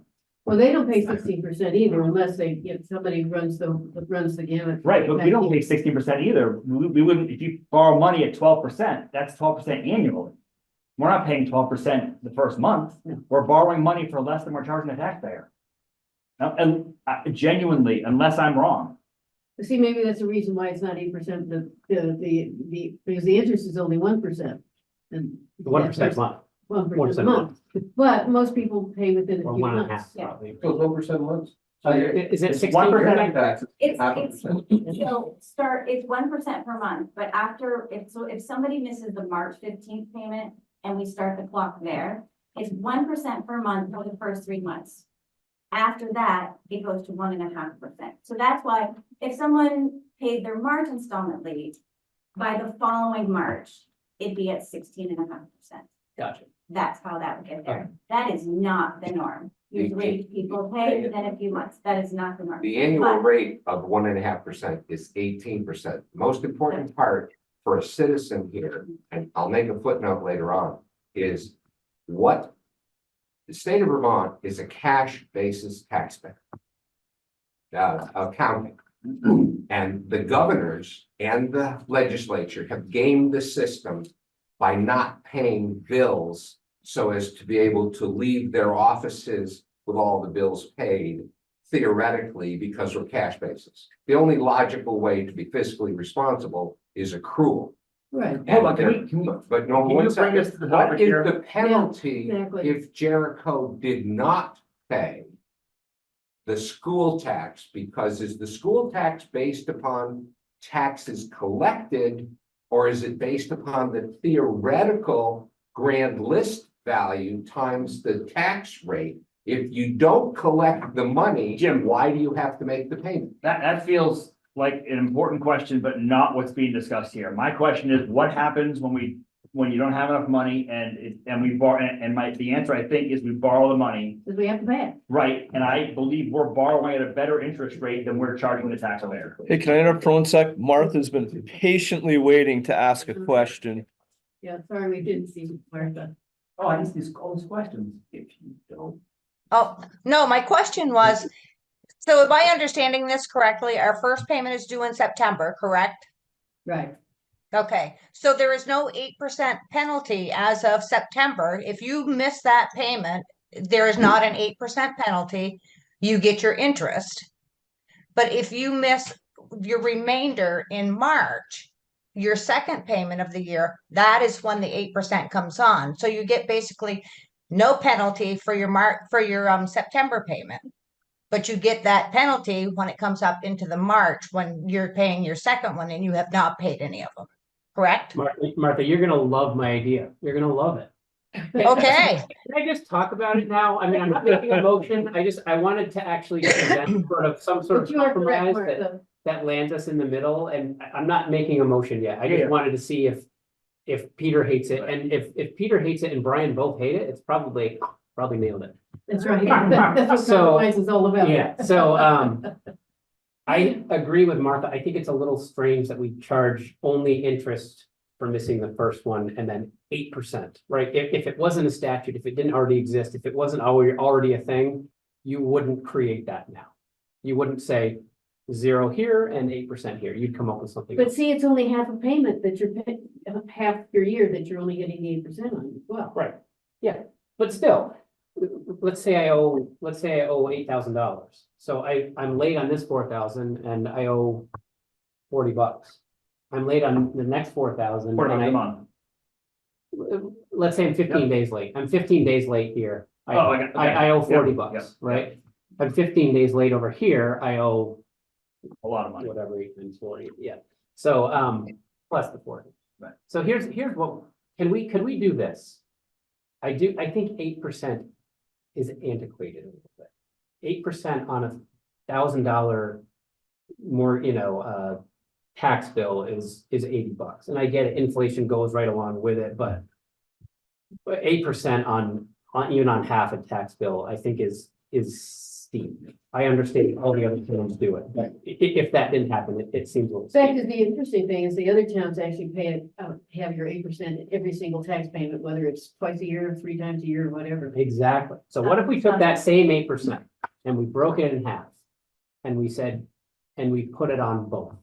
So if you're late on your first one, you get 4%. If you're late on your second one, you get, I'm still talking about the same scenario where they're 15 days late, they're 20 days late, whatever. And it's 4%.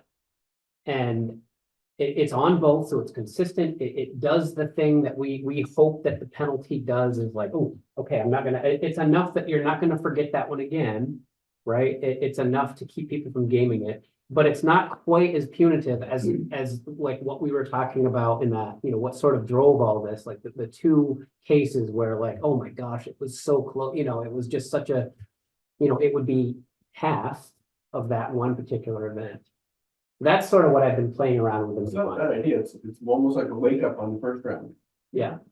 Well, it's a lot easier than trying, because during the Board of Abatement hearing, I suggested, because most people were within that 1 week period, I suggested a grace period, but then I was thinking about that today, you start doing that, people say, well, yeah, the interest might start on the day I'm late, but that's only 1%, but I can wait, I still can make some more money before I have my 15 days run out. Yeah.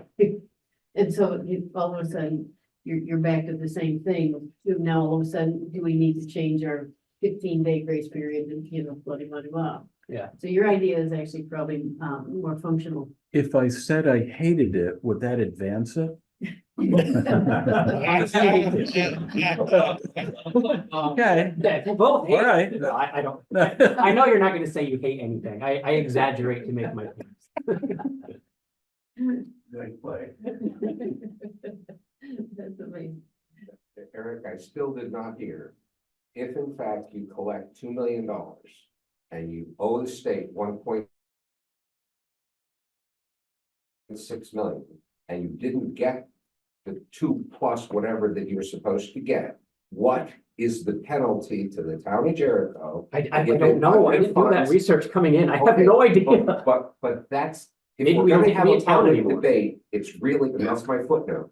If we're going to have an item on the agenda, the public, none of us got to read Brian's memo. But the most important questions were, oh, we have to pay the state, it's in statute and all this other stuff. Well, what happens if the town burned down or whatever it is? That there's all types of issues here, and the key information is not necessarily present. But I don't know that knowing what happens in a hypothetical, Catastrophic. theoretical situation that would and could never happen is counts No. as us not being prepared to have this meeting. I don't think that's He fair. apparently Go ahead. knows. Sorry, So you're the chair. the catastrophic event was the floods in June. And towns, I asked that exact question of a member of the legislature and the Vermont League of Cities and Towns about the same answer both times. The towns are responsible to pay the school district, they must borrow the money. Yeah. If the Board of Abatement, And that is only if it exceeds the cash reserves that the town has available. And I've never heard from any person, most particularly Todd Odin, that we don't have 7 figures in cash reserves to be able to float. In effect, our own money available to make our payments that we might have not received our cash on. Jim, we do not have 4 million. I would have let me finish. I probably would have answered more of what you said. Go ahead, Mike. Thank you. The towns that the Board of Abatement abated taxes for people whose houses were destroyed, as we have done in the past when there's been a fire. Though some of those towns did not collect enough taxes to make the payment. They are obligated by statute to make that payment.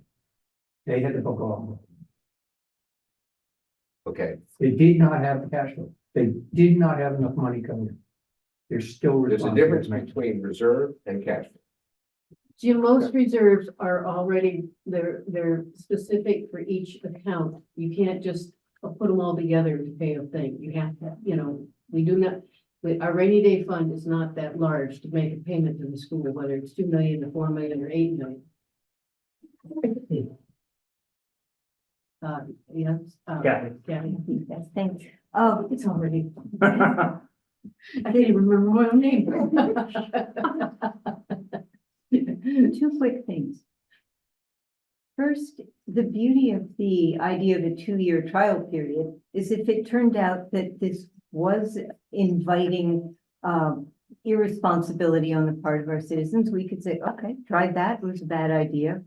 We'll go back to the 8% or try another approach. And the other thing I wanted to say is that even if the penalty were to not be put into effect immediately, I think you alluded to this at one point, Catherine, as a possible solution, then those people, like the Keller family, like the fellow who wrote from the wrong check, they have made good before the penalty even went into effect. Now, you said a moment ago, Catherine, well, then would it be like you'd have to add a grace period to the grace period? You don't advertise that if you get it in 24 or 36 hours late, we won't nail you with the penalty. You don't make that known. You just, if it's in the town office in a very short time, well before the school taxes are due, then we call it good. And that's all. Thank you. So what do you think of the 4%, the 4 and 4 idea? I just want somebody to tell me how people are gonna game the system. I just don't think that any penalty is needed for the town to be slapping someone's hand with a $300 bill because they messed up And that if you don't slap my hand, I'm gonna suddenly say, oh, watch this. That's just not gonna happen. And I keep asking people to tell me, how will we game the system? And I just don't see that happening. Well, I guess Amy had an example where the person missed, first, paid a couple months late, but was obviously was making more than 1% per month on her investments or whatever it was. But then got really upset when she got the 8% in March. Well, but no one's making 15%. I really think that's the absolute wrong question to ask. You have an obligation. What is the wrong question? Who's gaming the system or how are you gaming it?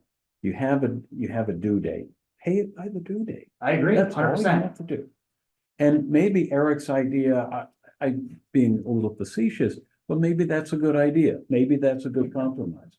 You don't get hit over the head with a 8% in March.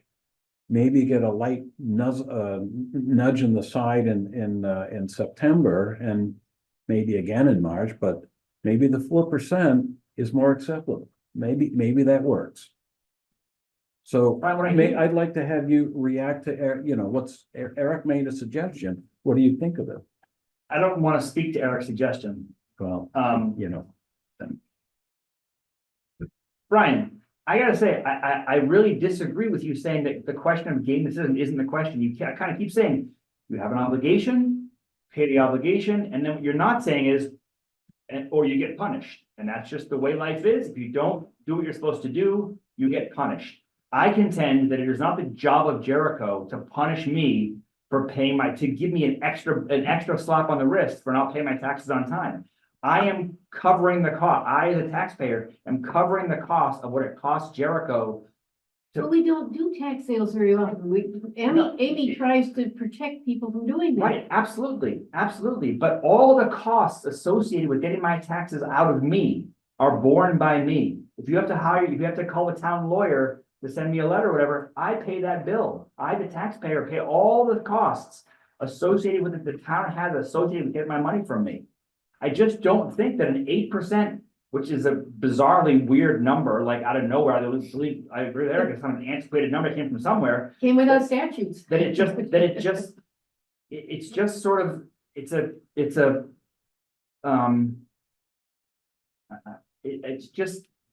I don't hear anybody saying why it's good other than system works. Well, thank you, Peter, but, okay, well, let Amy have one, she had her hand up, and then we're done, we're moving on. What you said, Catherine, about the tax sale, we haven't done the tax sale in quite a while because that's not something that we want to do.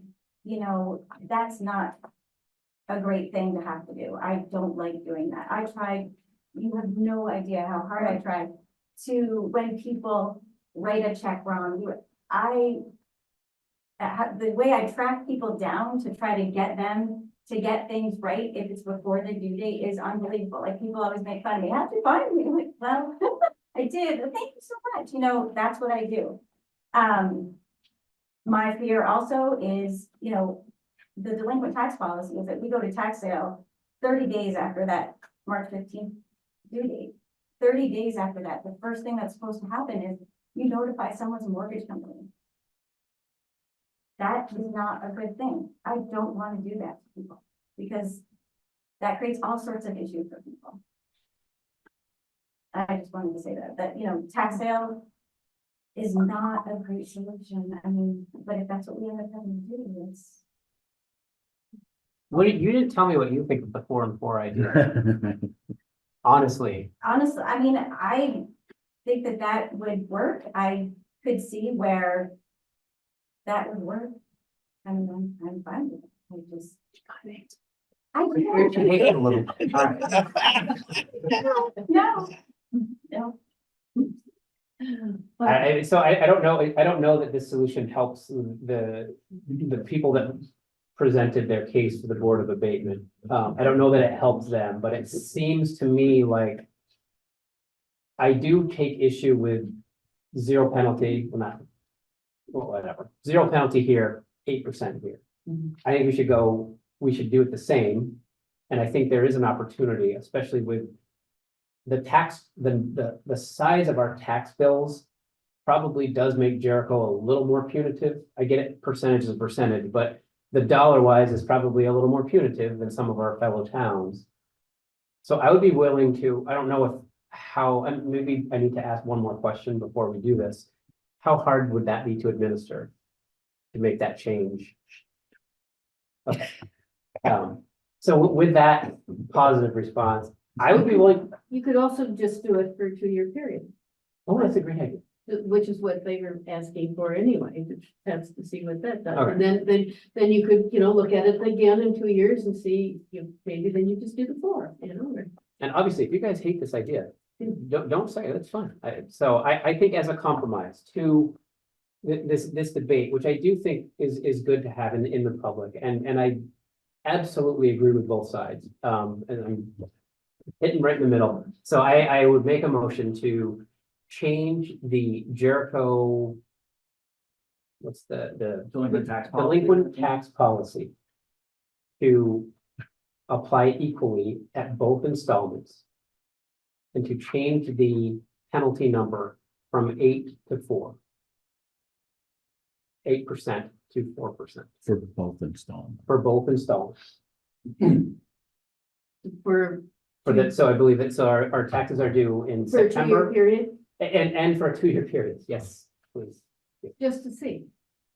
Because maybe then we'll say, okay, The strong preference, is we only change We have a them. motion on the. We got a motion on the floor already, Martha. We have a motion on the table. Can we go to public comment now? We've been in public comment the whole time. But he just made a motion. Yeah, so now you can, Seconding and. Second. and discussion. Martha was raising her hand. okay, we'd better do Martha first then. I was muted. So you're saying that is this board, if you go ahead and vote on this, does this mean that this goes to town meeting for the public to vote on? Or is this a decision that you guys are just making right here? We make it. The select board makes these decisions.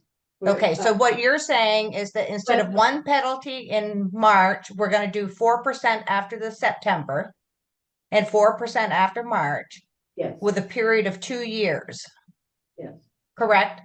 So Correct. at the end of that 2 years, does that mean that what happens at 2 years? Is this a trial period to 2 years? And are we gonna say that we're going to go back to the 8% or leave it at 4, or do we have to do this again?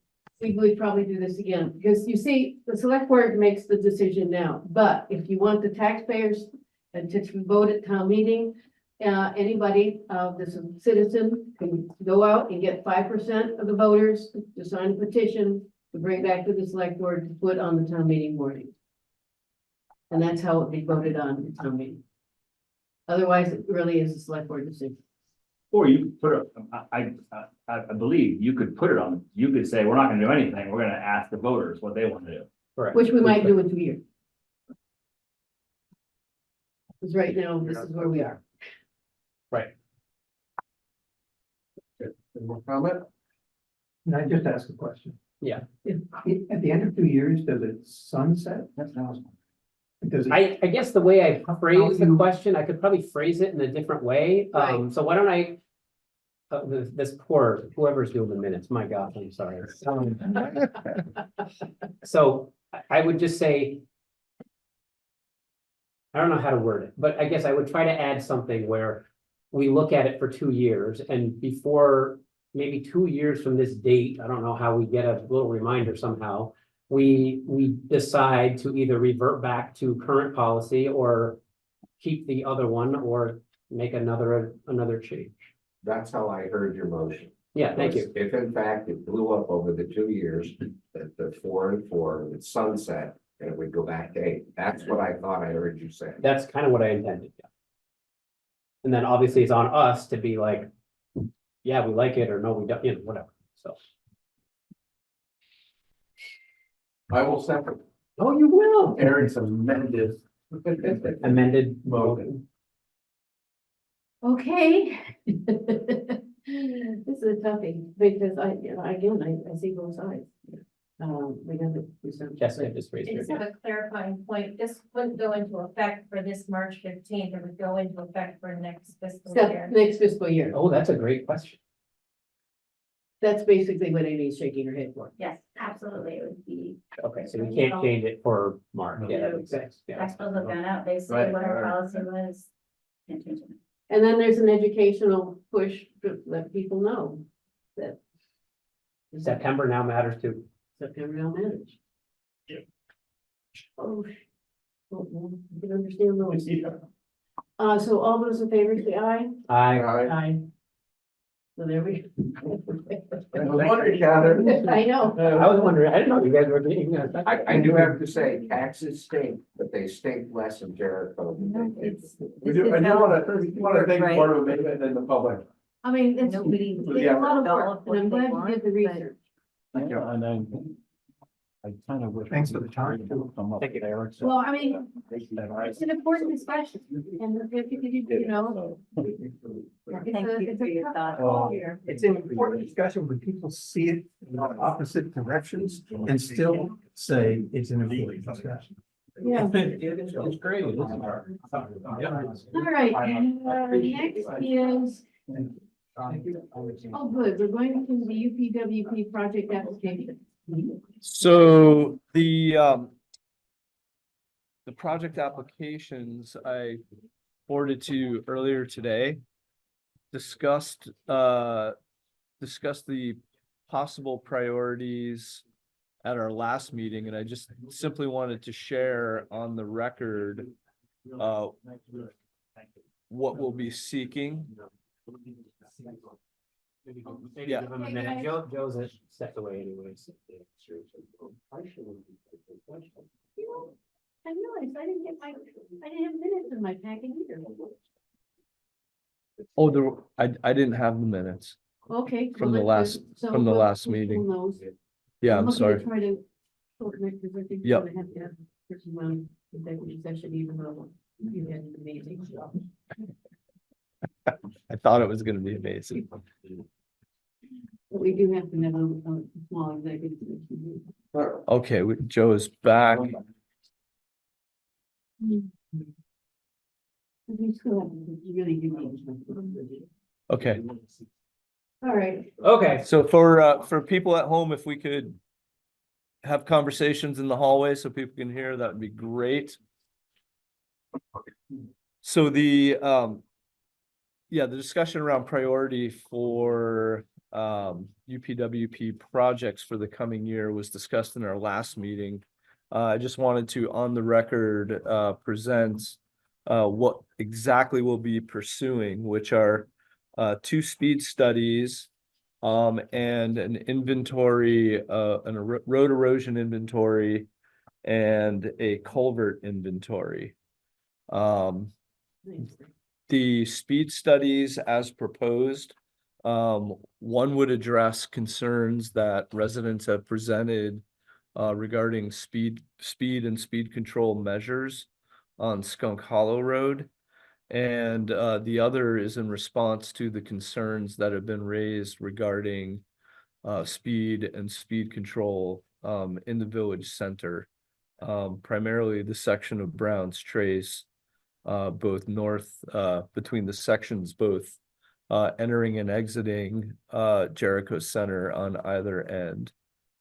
So the proposal will be, the CCRPC will be providing interns to come out and do traffic counts. So we'll get a clear understanding of the amount of traffic that that the town experiences during commuter hours. We'll get information about average speed.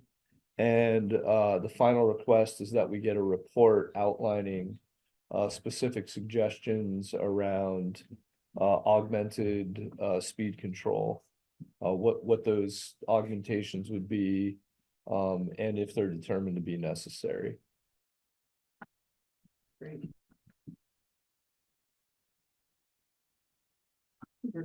Yeah. And so what you need to do is, make a motion, like it to, forward this to the, for the. So move. I'll second it. All those in favor say aye. Aye. Love saying UPWP. Yes, Unified Planning Work Plan, Wow. Work Program. Work program. The whole Yes. world becomes acronym. You have no ideas for that acronym until you're Yeah. on the review planning commission. Well, On that, I bet you have a lot of them. well, through NCS licensing stuff I did, same thing. It's like they purposely create acronyms, words, so it reads well. Yeah, it's like, I went through the This is same all thing. the federal stuff. Matt, what was your acronym for the rebreathing life-saving device that people? There you go. Try doing EMS. Forget about it. Oh, God, I shouldn't do this because it's not in the agenda, but I was told to ask you and I forgot both times. When is your next CPR class? Or do I you, don't do you think- have one planned? I don't think we have one planned, but we will. In the near future. We do 4 to 6 a year. There's somebody that's been instructed to take it the next time it's offered. Got it. Okay, so, we didn't vote. We just, you said we got hung up on the acronyms. All in favor? No, we did it. I thought we Did we did. did, we did it? Yeah. I don't remember, I just But I got. just like saying aye. Yeah. Okay. I mean, because it's all the acronyms. Yeah. John, see that button on the side that says close? Yep. Close that side, close that. Yep. Oh, Oh, God. goodness. Okay, No. Yeah. all right, so now. This I don't is, know. You can hit yes. Oh, there we go. You can hit yes and it just saves them to your hard drive. Okay, there we go. so now, even though it's 9 o'clock and people are tired, Right on. we're going to talk about the budget because, we've, went through it last time for the public where we were at, but we need to make any adjustments to the budget that we may have considered, since then, Oh, boy. Yeah, there are. because next week, the next meeting, we need to approve the budget. Gosh, that's next meeting? Oh, yeah. We have to approve the budget because it's got to go to the town meeting warning has to be warned Yeah. shortly thereafter. I'm sorry, I don't know if this is the right time to talk There we about go. that, but I just remembered, I can't make that meeting. Or what, The next meeting? right? It's okay. I mean, I will be there for town meeting. Yeah, so, I mean, when I say, like, if it goes until 9 o'clock, I might be, but, I have a commitment that I really have to be at, so I can't make that, the 18th meeting, so So maybe that's a select, maybe we can talk more about that in Right, updates. because we have to look at, when is the first day that we can, warn the town meeting warning? Yep. And then what is the? It's just this, it's When does it 24. have to go to the printers? Because last year it was like, there wasn't any time to actually have any flexibility at all. Yeah, no, I'm not suggesting moving the vote, because I can't make it, I was just. But unless you want to have a work session between now and next week or the week after, because there's a couple things that we have talked about that, have changed, like, we just had a placeholder for salaries, but now that information salaries need to be talked about. There were, I think, a couple other things that there, was maybe placeholders that, we need to fill in. Ryan, was there anything else in your? Placeholder?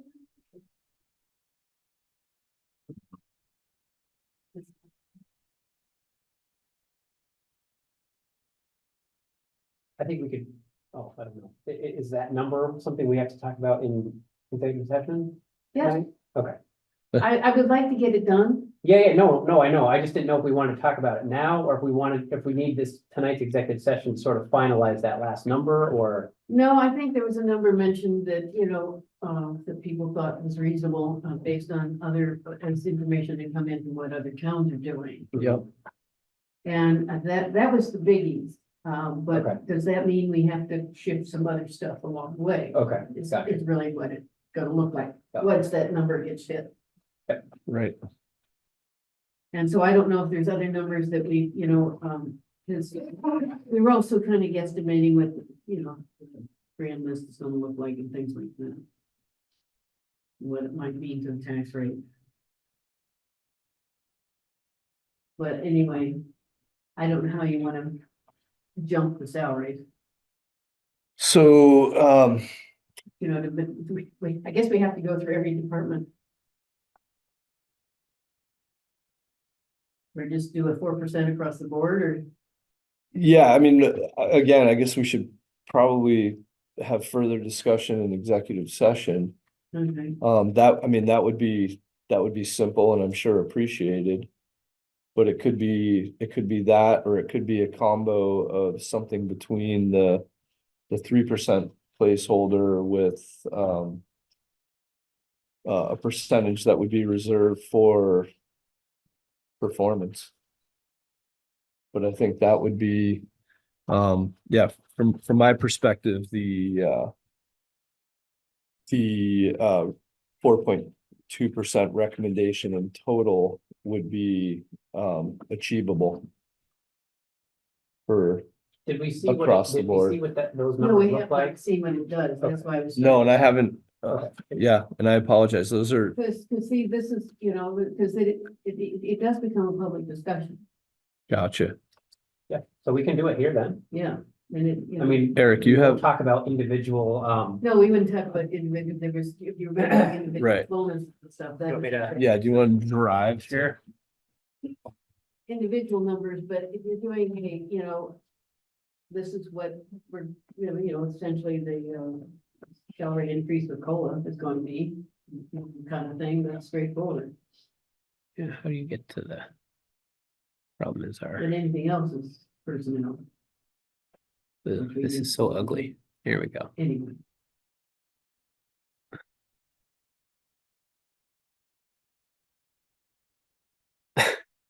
It's just so hard to, I'm gonna stop sharing for a minute just so I can get my sanity back and then I'll share it again. Sorry, everyone.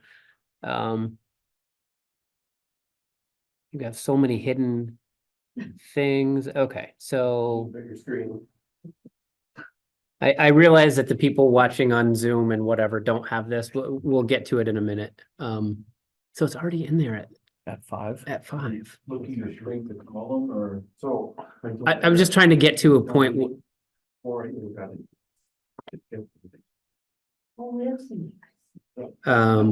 want to be. I'm just trying to make this part smaller, Brian, because it's taken like I guess one way to do it is to go like this, but then it's Or go into column I at the very top and then just shrink. Yeah, well, almost, there you go, yeah. The grilling.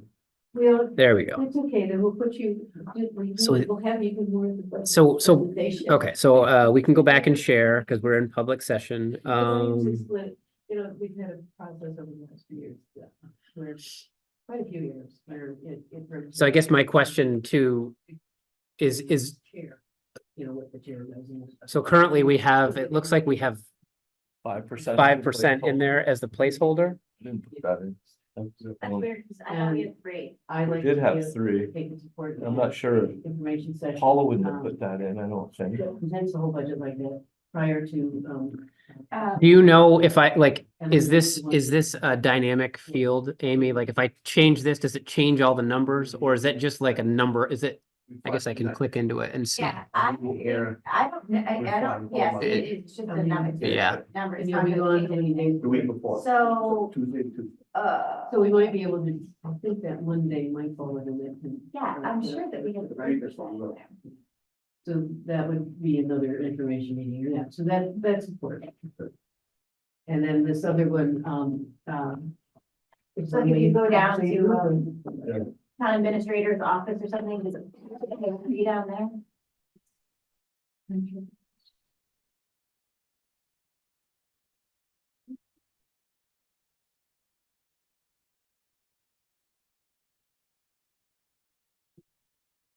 that one.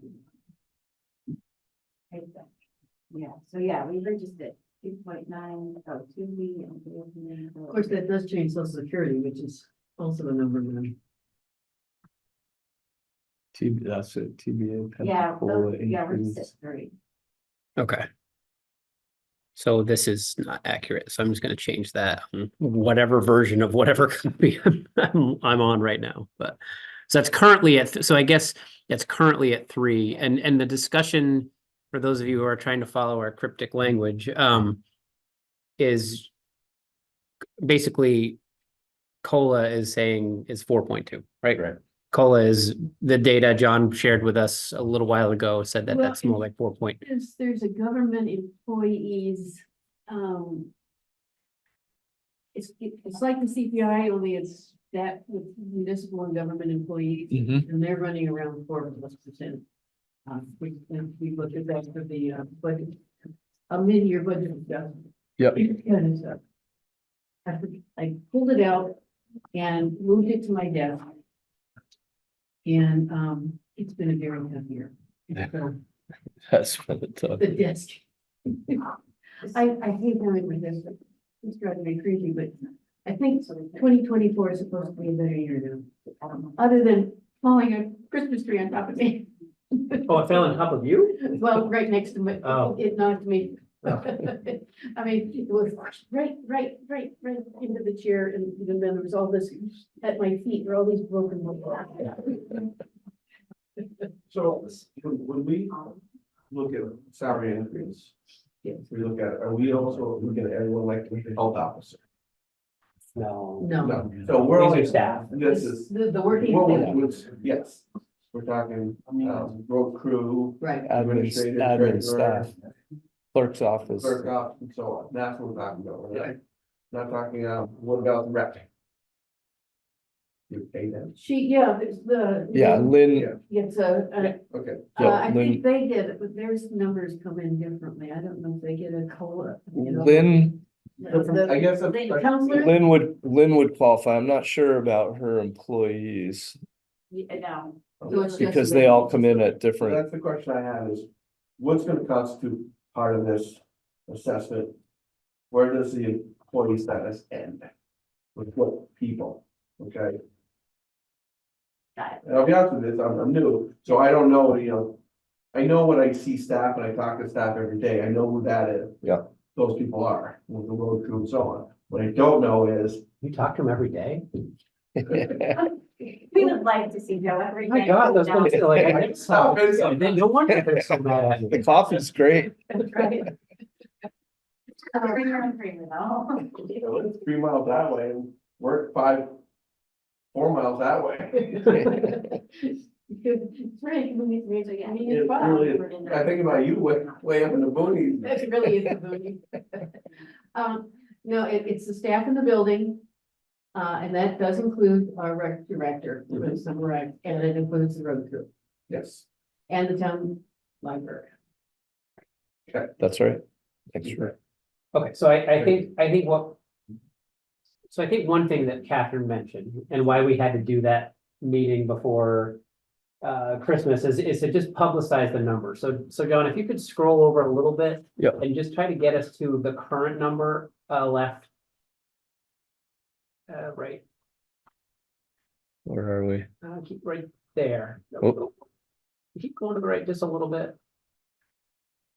Yep.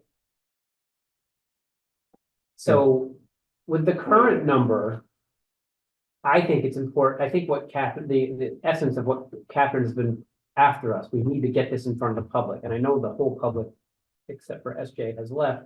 But hopefully people are looking at the minutes or whatever. So the way it currently stands is what we're preparing for the next, sounds like the next select board meeting to be our final presentation of the budget. This is what we're looking at, right?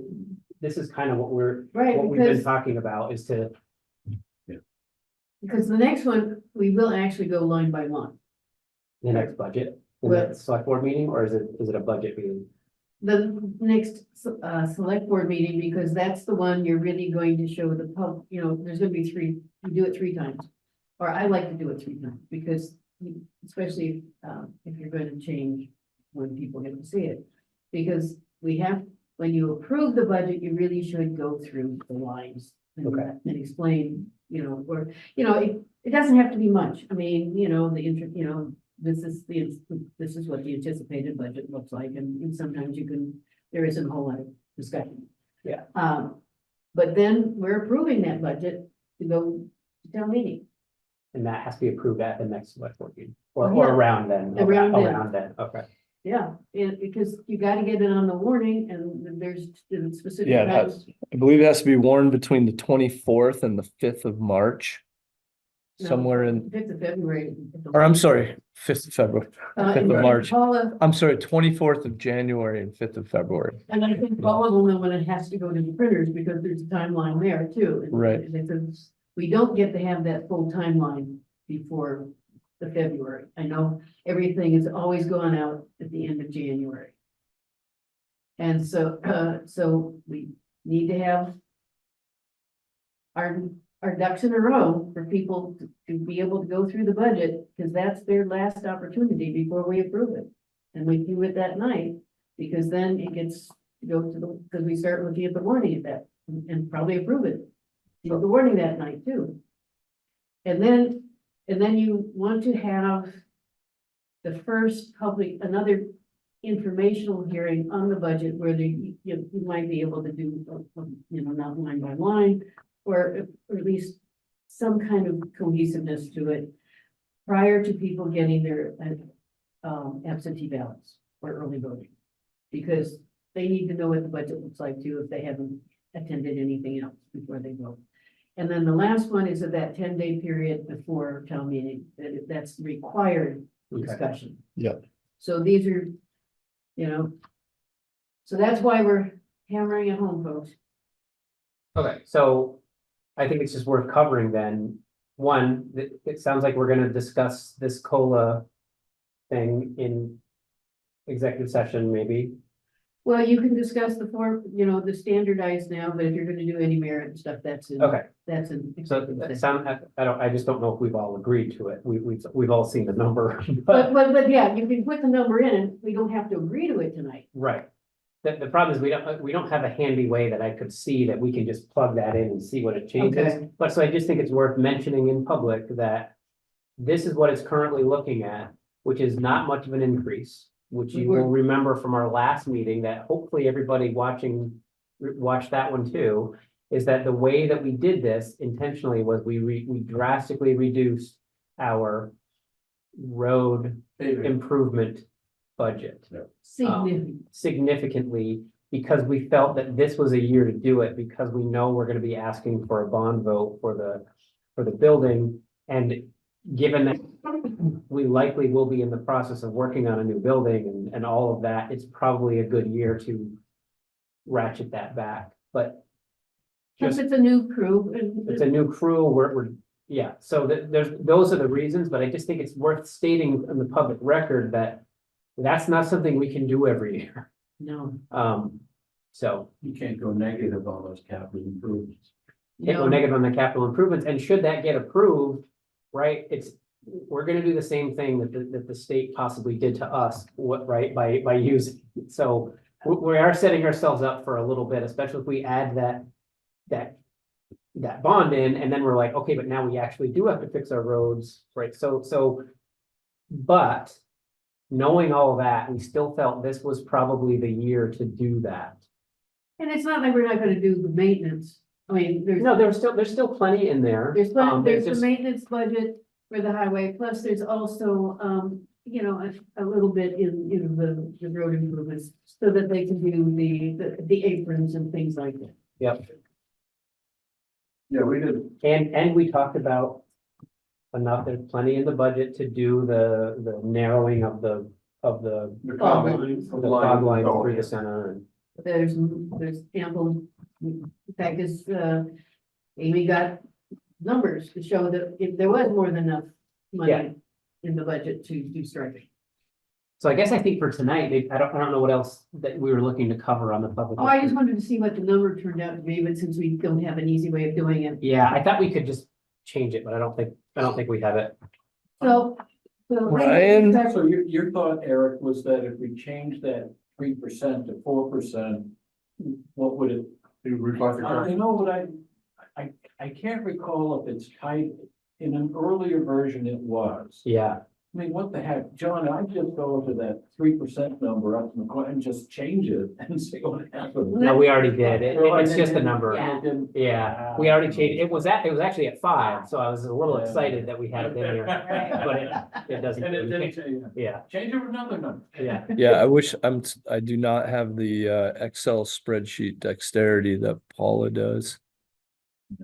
Oh, well, we tried, but at least we discussed it. But I mean, that particular change from, what we have currently somewhere around 3 to going upper percent is probably not gonna change that number, which to me is the No. most important number. That $20,220 is the budget increase. It's probably not gonna change that. I mean, No, could it'd you? probably go up a little bit. Last- Yeah. We're What? just changing the budget. Section that summarized all the I thought we in one place. I thought we didn't know. Yeah, because there was a way that it was, when you figured out a 1% change in the salaries really was a minor number. I know that we calculated it out, maybe it was like the last meeting. Even below that. No, okay, sorry, Maybe something's changed on, like there's, because I thought there was too, so I'm like, it might have been another version, sorry. Well, we do like our versions. Yeah, we get wrapped up in. I can go up and adjust. Well, don't even run it. Don't worry about it. We'll. Yeah, I It would- apologize. it Probably would should show have up had. at it would show up on a nice new piece of paper at the next meeting.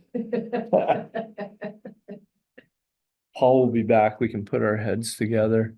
Because I think that's the only thing we can change unless there's other, unless something more about the, the insurances or things like that. I mean, because We went through it pretty good. we really did. Right, because because when you change the salaries, we change the benefits, because that's the social security and Medicare that gets, filled in. Yeah. It also changes workers' comp. And the beamers will change a little bit.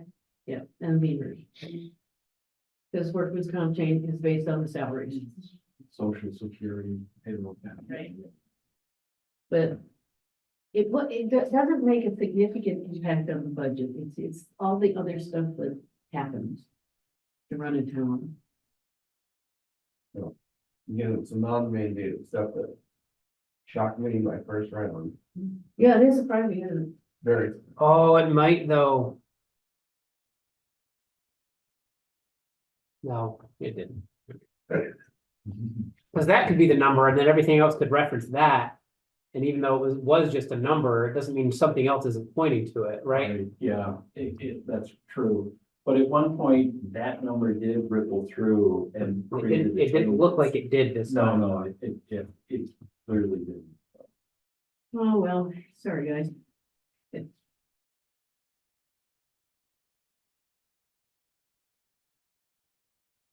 Well, thank you for your efforts. Yeah, very much. So what's the list on our agenda? We don't have, What's on our agenda is we have the select board updates. We do not have the minutes. They are being postponed to the next meeting. And then we have approve our warrants, and then we have a small, executive session dealing with personnel items. Well, also like. Truck. Yeah. I want to update both of you on that. that's the select board update. Yes.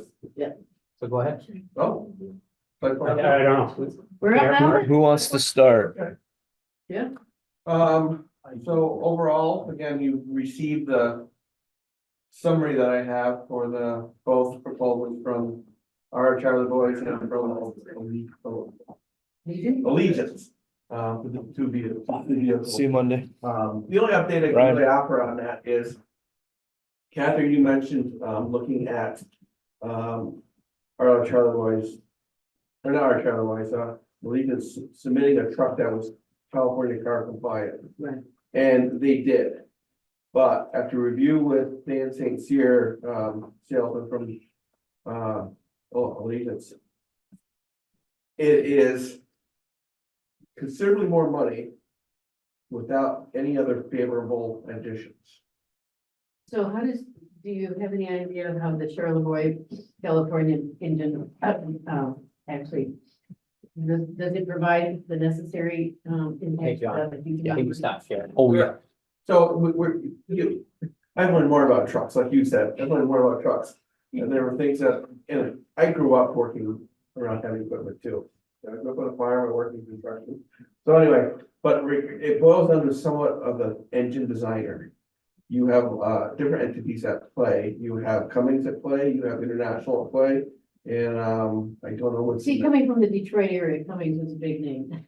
It always has for the longest time, had probably one of the best design criteria for engines. They were always out in front.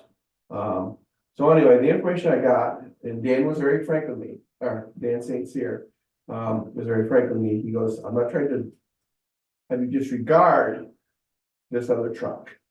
But he said, and I think in the summary, you noticed, it's also almost too long to fit in our building. Now, if we don't get a new garage, that doesn't go, are we gonna park a brand new building, a brand new vehicle outside? So that was the first consideration that hit me. It is definitely longer. So the 16,000 plus more dollars, the longer vehicle, the less accessible maintenance on it, the way you have to maintain it is like pulling a couple clips on the current trucks that we have from International, you just roll it up. You have to pull the whole cab forward on it. Yeah. So it doesn't have any more horsepower than the current International truck. It does have a little bit more torque, but again, it's not substantial enough where we're gonna see the difference. Okay, so I didn't do a full evaluation on it just because of premises, it's like an outlier to me. So I do want people to start considering California engines in the future though, because we have to start paying attention to greenhouse gases and stuff as a municipality as well as, just the state itself. I'm not disagreeing with you. It's just from my point of view, and it's like we're wants to go another way, I can pull some of that stuff together. Well, it would also be, I could also see, we'll have to go to that on the next meeting but I also can see that it would be presumptive to get a longer truck without knowing the vote. I've heard a horror story before about buying a new ambulance and not have it fit in the door. So. But it'd also be presumptuous to buy the shorter truck that we have to spend more money on. Yeah. And you know what I mean? That's. Well, see, again, for both. Do you think, what do you think, sorry to cut you off, what do you think the impact, I understand what the road crew thinks, and maybe you can weigh in, of waiting to see if the bond vote passes before we do it, so 2 more months. We've been replacing a lot of cars. I know there's been, this timeline. Well, But there's a so- lot of trucks Yeah. in the last couple of years. there's things, again, pretty open with what I presented, right now, we're looking at possibly, I think it was $9,000 difference between the two. Yeah. Okay, but keep in mind, there's only so many allocations for these trucks. I know, Once that allocation is gone, you go on a waiting list. Yeah. Now, on the Alliance side is, they have our truck, basically what we have right now, waiting. Someone bought it, didn't want it, so they're waiting. We're not but supposed we to don't have. want it, but we don't want it early, That's what I mean. yeah, So you look We at. really don't want it until you look at- 2026. you look at- But it wouldn't be transparent if I didn't tell you this, Yeah. okay? So if we pass, we kick that can down the road a little bit farther, and it sounds like what we want to do. And I made both entities aware that this isn't something that we're gonna act on tomorrow, that this is an in-work product.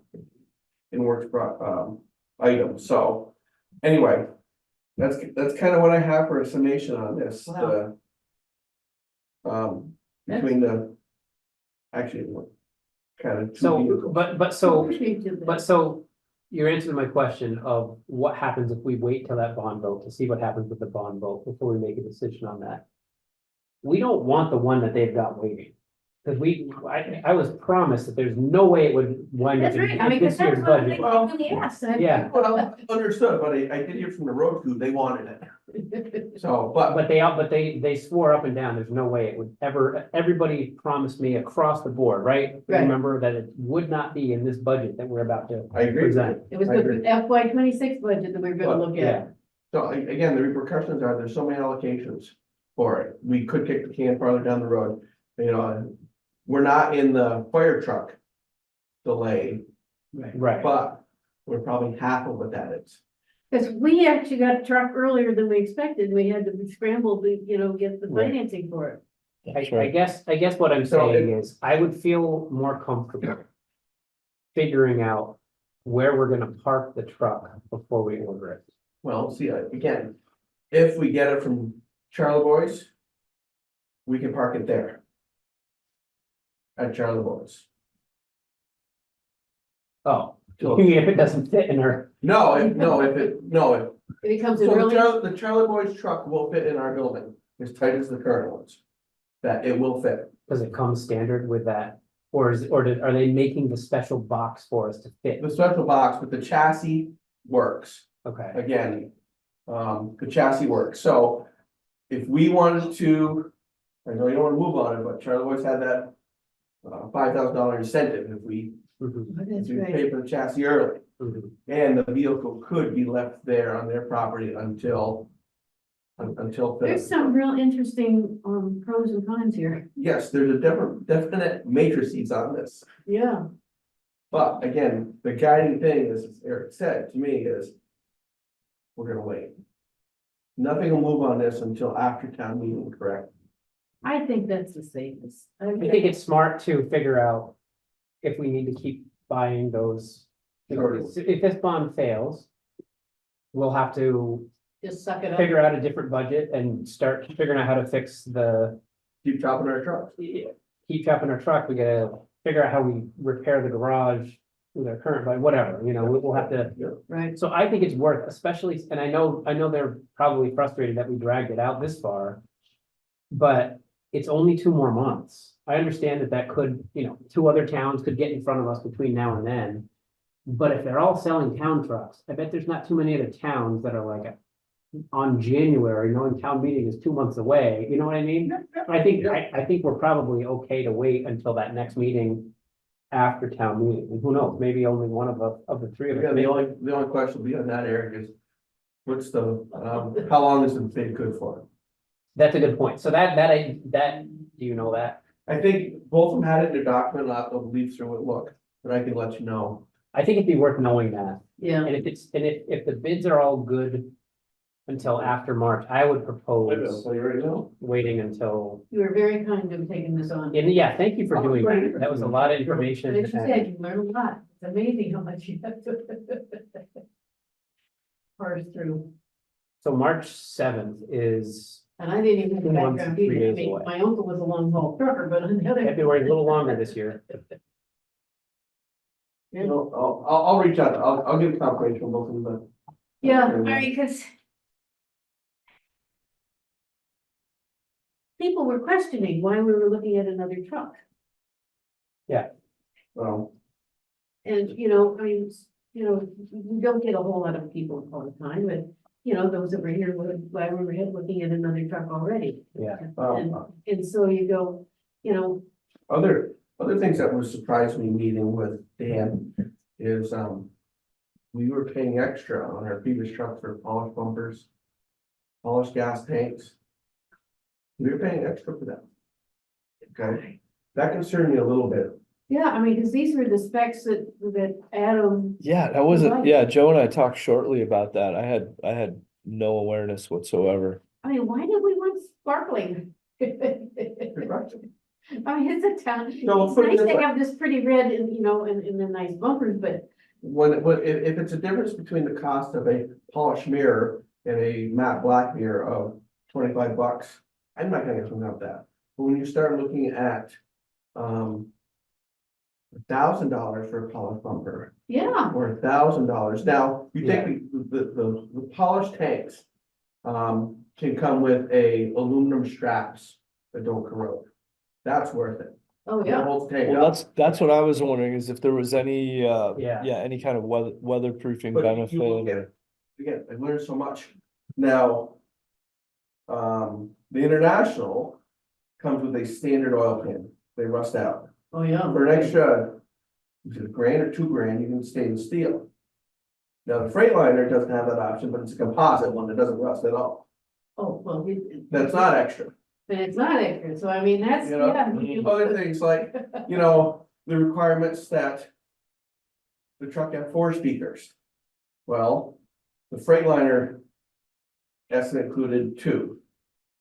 But they'll do 4 without changing it. It's just 2 more speakers. So, you know, there's a fine line between maintaining our guys' comfort. Right, I want my plow guys happy, happy, absolutely. to, again, unnecessary stuff. And again, extra speaker, whatever. Usually, if you come to 2 competing dealers and you find a car. Yeah. You know, well, you know,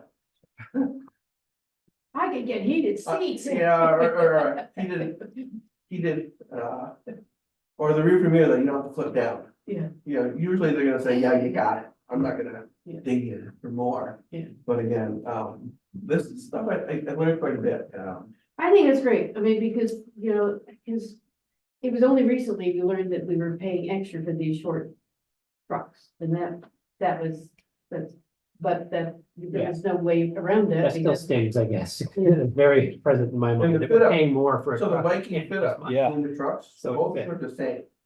Both entities have said, I want a price for the fit up. Yeah. And again, you saw my notes. Right, One warranty doesn't clearly say it's both axles, one does. One's specifically longer. You know, you've got, but they both look like 72 months or something like that, they're something. one is 3 years, one was 84 months. Oh, okay, When it because there comes- was one that was like 72 or something, So, you know. but anyway, I will confirm the validity timeframe on those estimates. Okay? And I can talk to Fletcher and see if there's any concern about substantial concern about waiting. Yeah. Because, you know, it seems like the whole timelines are getting less, you know, in terms of construction and stuff like that, right? So I guess if the Houthis have their way, I mean, it may be longer depending on how much, you know, Middle East, the traffic and stuff. Well, the fire department said they had a top, for years, they couldn't get able to do the roof, and now they can. Yeah, 8% interest will do that. That'll free up a couple of roofers. yeah. It slows down. So, Yeah, but that's what I got for this, for, well, that's terrific. That's terrific, yeah. No, it's- oh my gosh. Well. The minor, odds and ends. Oh, dear, excuse me. It's too much. This display comes down on Monday. New art comes in, we hang it on Tuesday, and it's called Farms and Fields, because that goes along with Trees for All Seasons, because both trees and farms and fields had, you know, a very tough year in 2023 with all flooding and stuff. We thought, you know, that's what people think of as Vermont, so it made sense. So that will be a show, exhibition that will run through the end of April. And Mr. Weaver, who is the Sentinels upstairs in the hallway, and the interesting piece that's on the brick that everybody seems to like on the brick, has offered to donate it to the town if we are interested. Definitely. So- What, the offers what? Both the Sentinels upstairs in the hallway Oh, and this piece here. oh, I love that piece. Yeah. Yeah, okay. See, I said I will talk to everybody, make sure, you know, that they're interested, because it is, you know, it is cool. You can't remember the one upstairs, I guess. they're, It's they're, the 3 slabs of oak. yeah, Oh, yeah. they're interesting slabs, but it looks like family. Yeah, maybe we can mount them somehow or Yeah, they're currently standing. yeah, he might be able to figure it out. Sure. And so that's that one, and then, the Earth and Energy Task Force is going to have a movie at the Deborah Rawson Library on the 25th of January at 7 p.m. And it is, probably going to generate a lot of discussion. The Jericho Energy Task Force takes no position on the movie, or what is discussed in the movie, but it's Oliver Stone and Nuclear Now. And it's about the mini nuclear plants. And because the idea is that these are mini guys and you put them more around. And I. Guess we got some zoning to do, huh? That's right. Zoning regs, huh? That's right, yeah, absolutely. But, so, 25% of Green Mountain power still comes from nuclear. Is that right? So we thought that this is an interesting topic. The downs, you know, the positive is nuclear energy is net zero. You know, I mean, it doesn't produce any greenhouse gases. The process of getting the uranium though is very environmentally problematic. So we thought, so anyway, we'll be showing the movie Nuclear Now. And did you say Oliver Stone Yes, did the movie?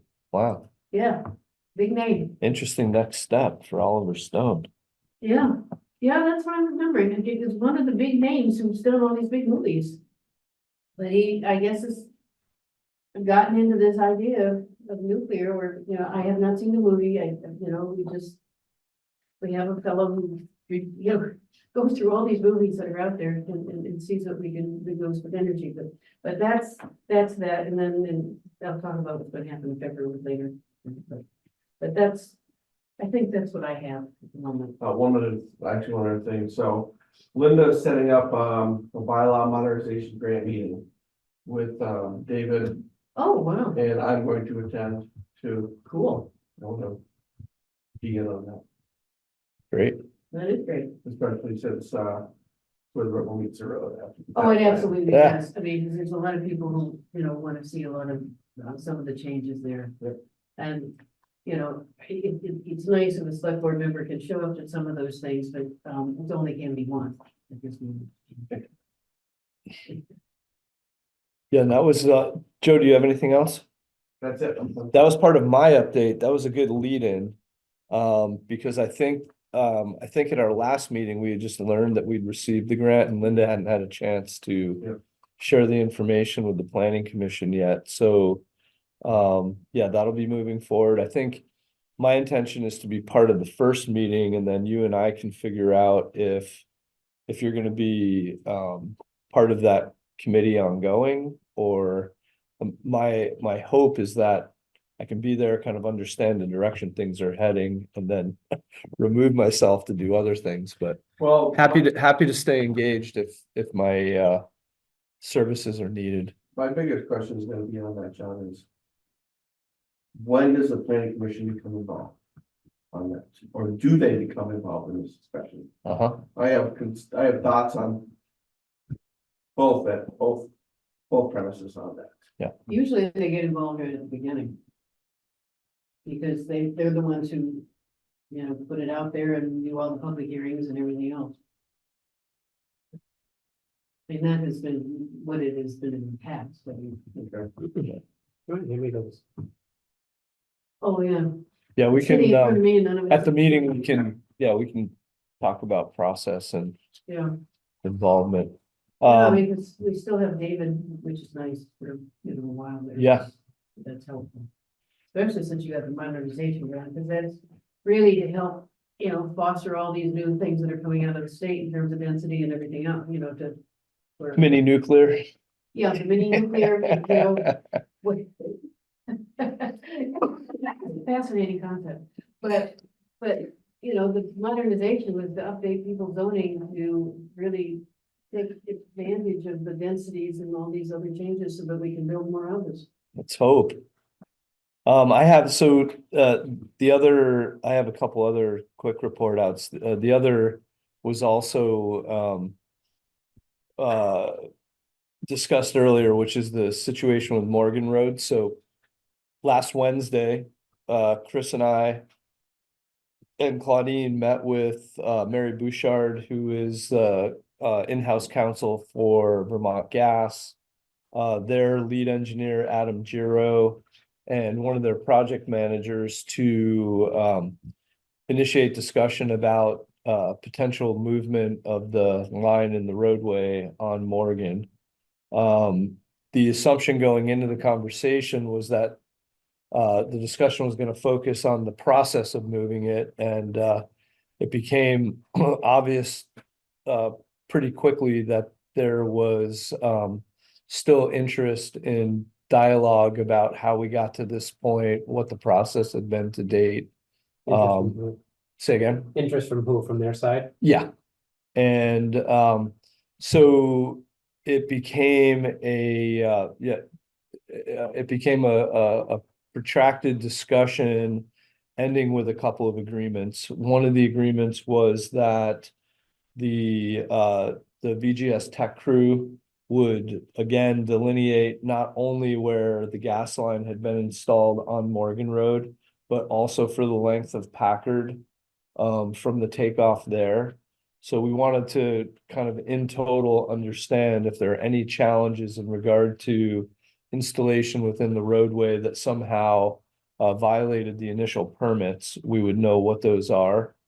The next step that was agreed was that Mary and Claudine would come up with a mutual agreement that would allow us to continue to negotiate location of the gas line, what if any intervention around movement or burial depth or relocation of any sort could continue while allowing in good faith, while allowing VGS to provide connection to Jim and Tom and their project.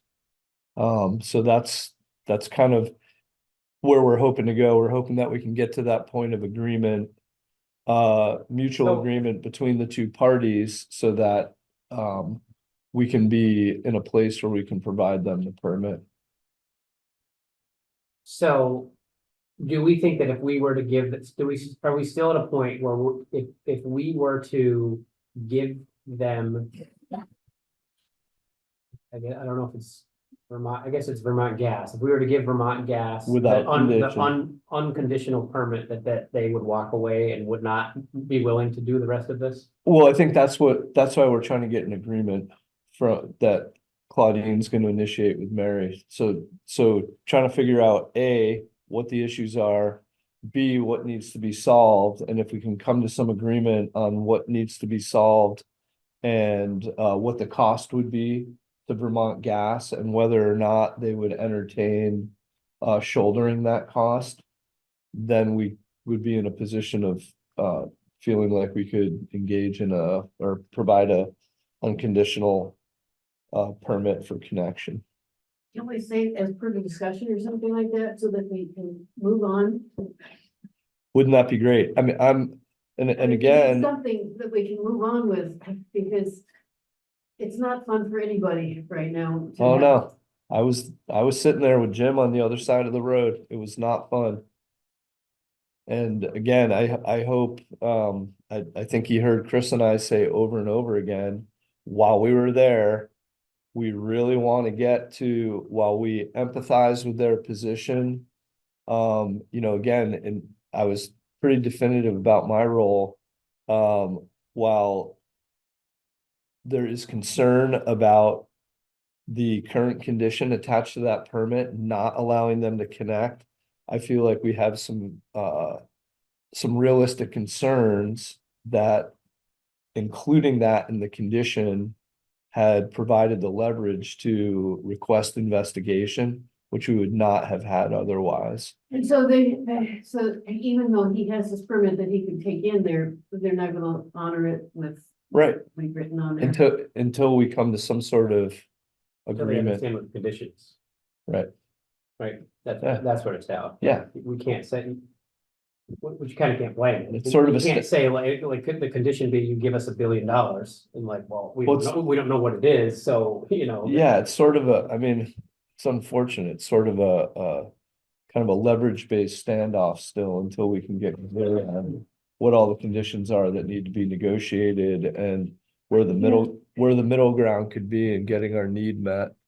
I know, but it'd be nice just to have something that he could get hooked up, because, Yeah, you know, because you don't want to see the brand new homes. oh, I know.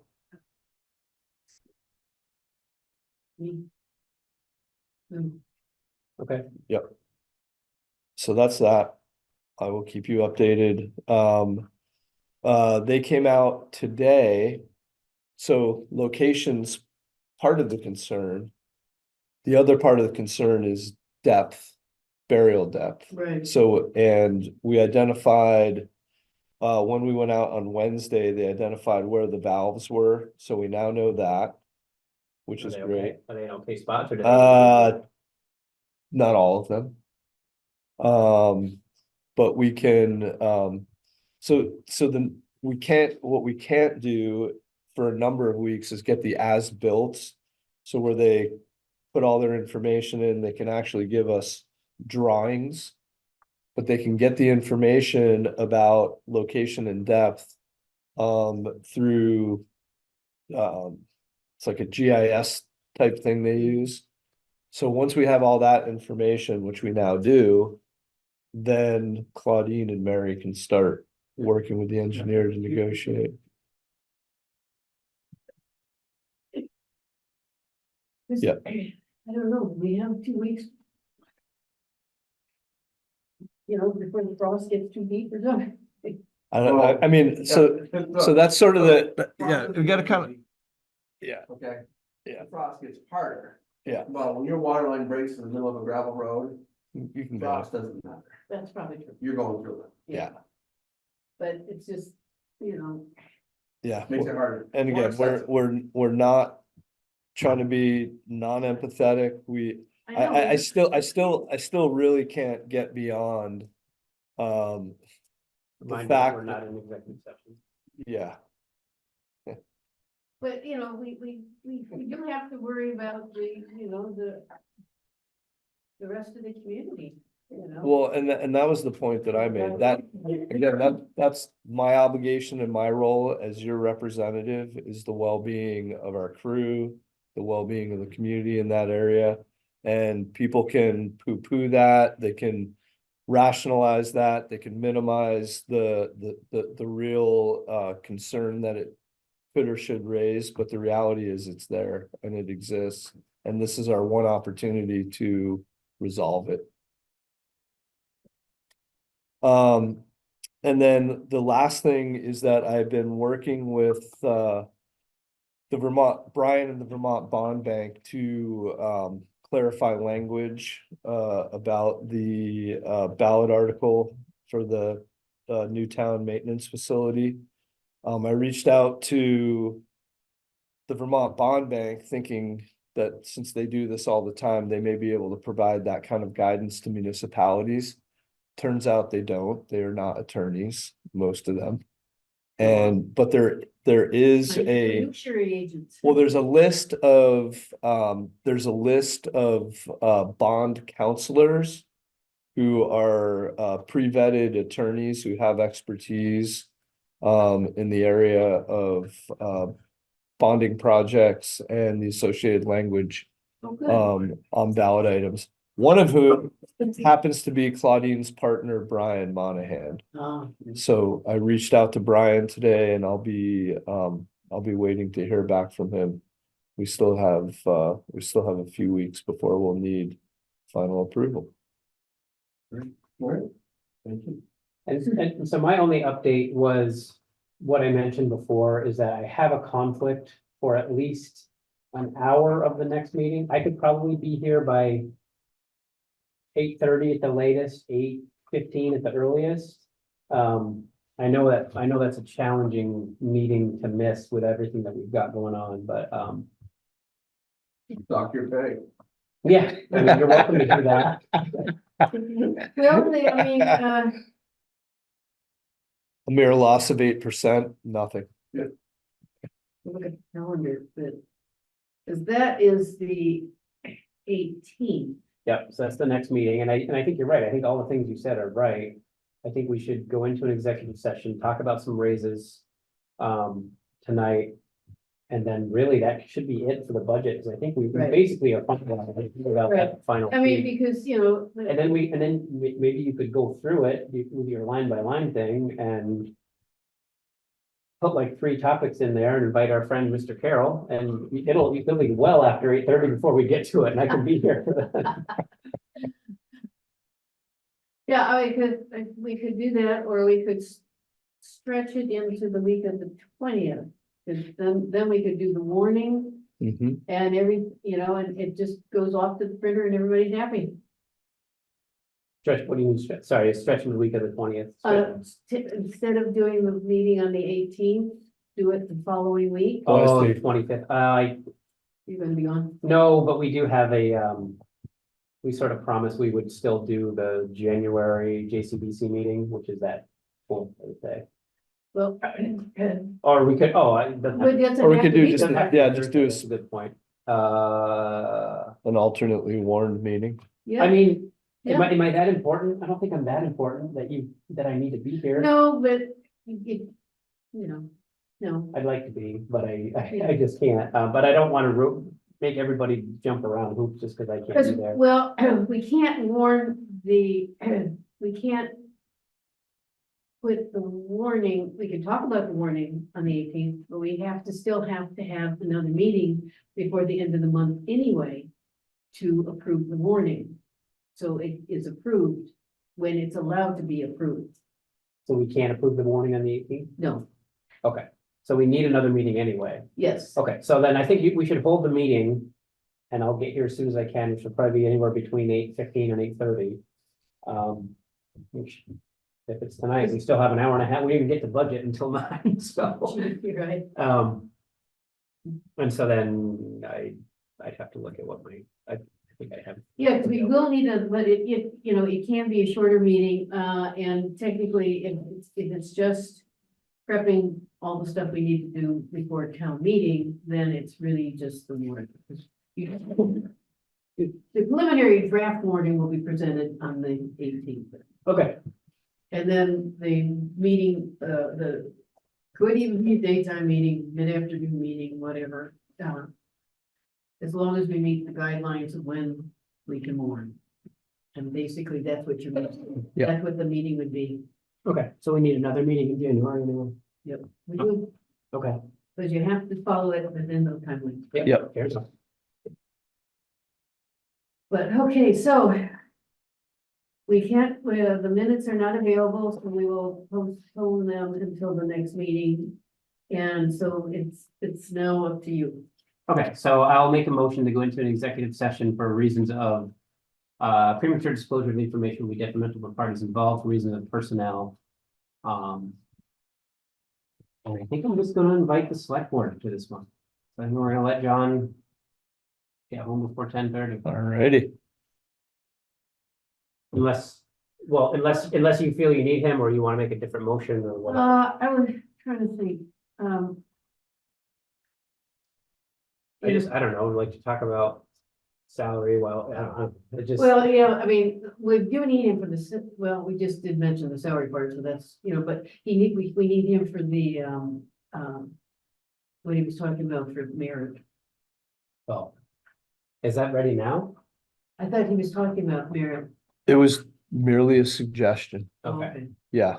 Yes. I didn't have any grand plan, depending how, again, because there'd been the 3% placeholder and it was the first time they'd introduced the COLA rate or the 4.2% idea. I just wanted to have an option that might be more palatable if it wasn't palatable in total. So, I understand. Does that make sense? Merit. Yeah, so the idea would have been to, as sort of a concession, if, right, that it could either, 0.5% could happen as merit-based, but again, as you know, everyone does extraordinary work. Oh, absolutely. There's no, Yeah, with merit, typically I have some kind of overview of Right, how you did. exactly. And it would be. These don't have, yeah. I guess the idea would be this, the structure would be the contingency and then the follow-up would have to be, that would be included in the budget. Then we'd have to have the discussion about who qualifies or who bears. Or receive. even 4%, and then Yeah, set up the system for the next time, yeah, because that, rather than that 0.2.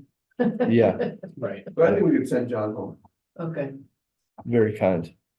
Get out. If we have a second, we don't have. Oh, Okay. Yeah. Second. all those in favor say aye. Aye. Good night, everybody. Good night, all. See y'all.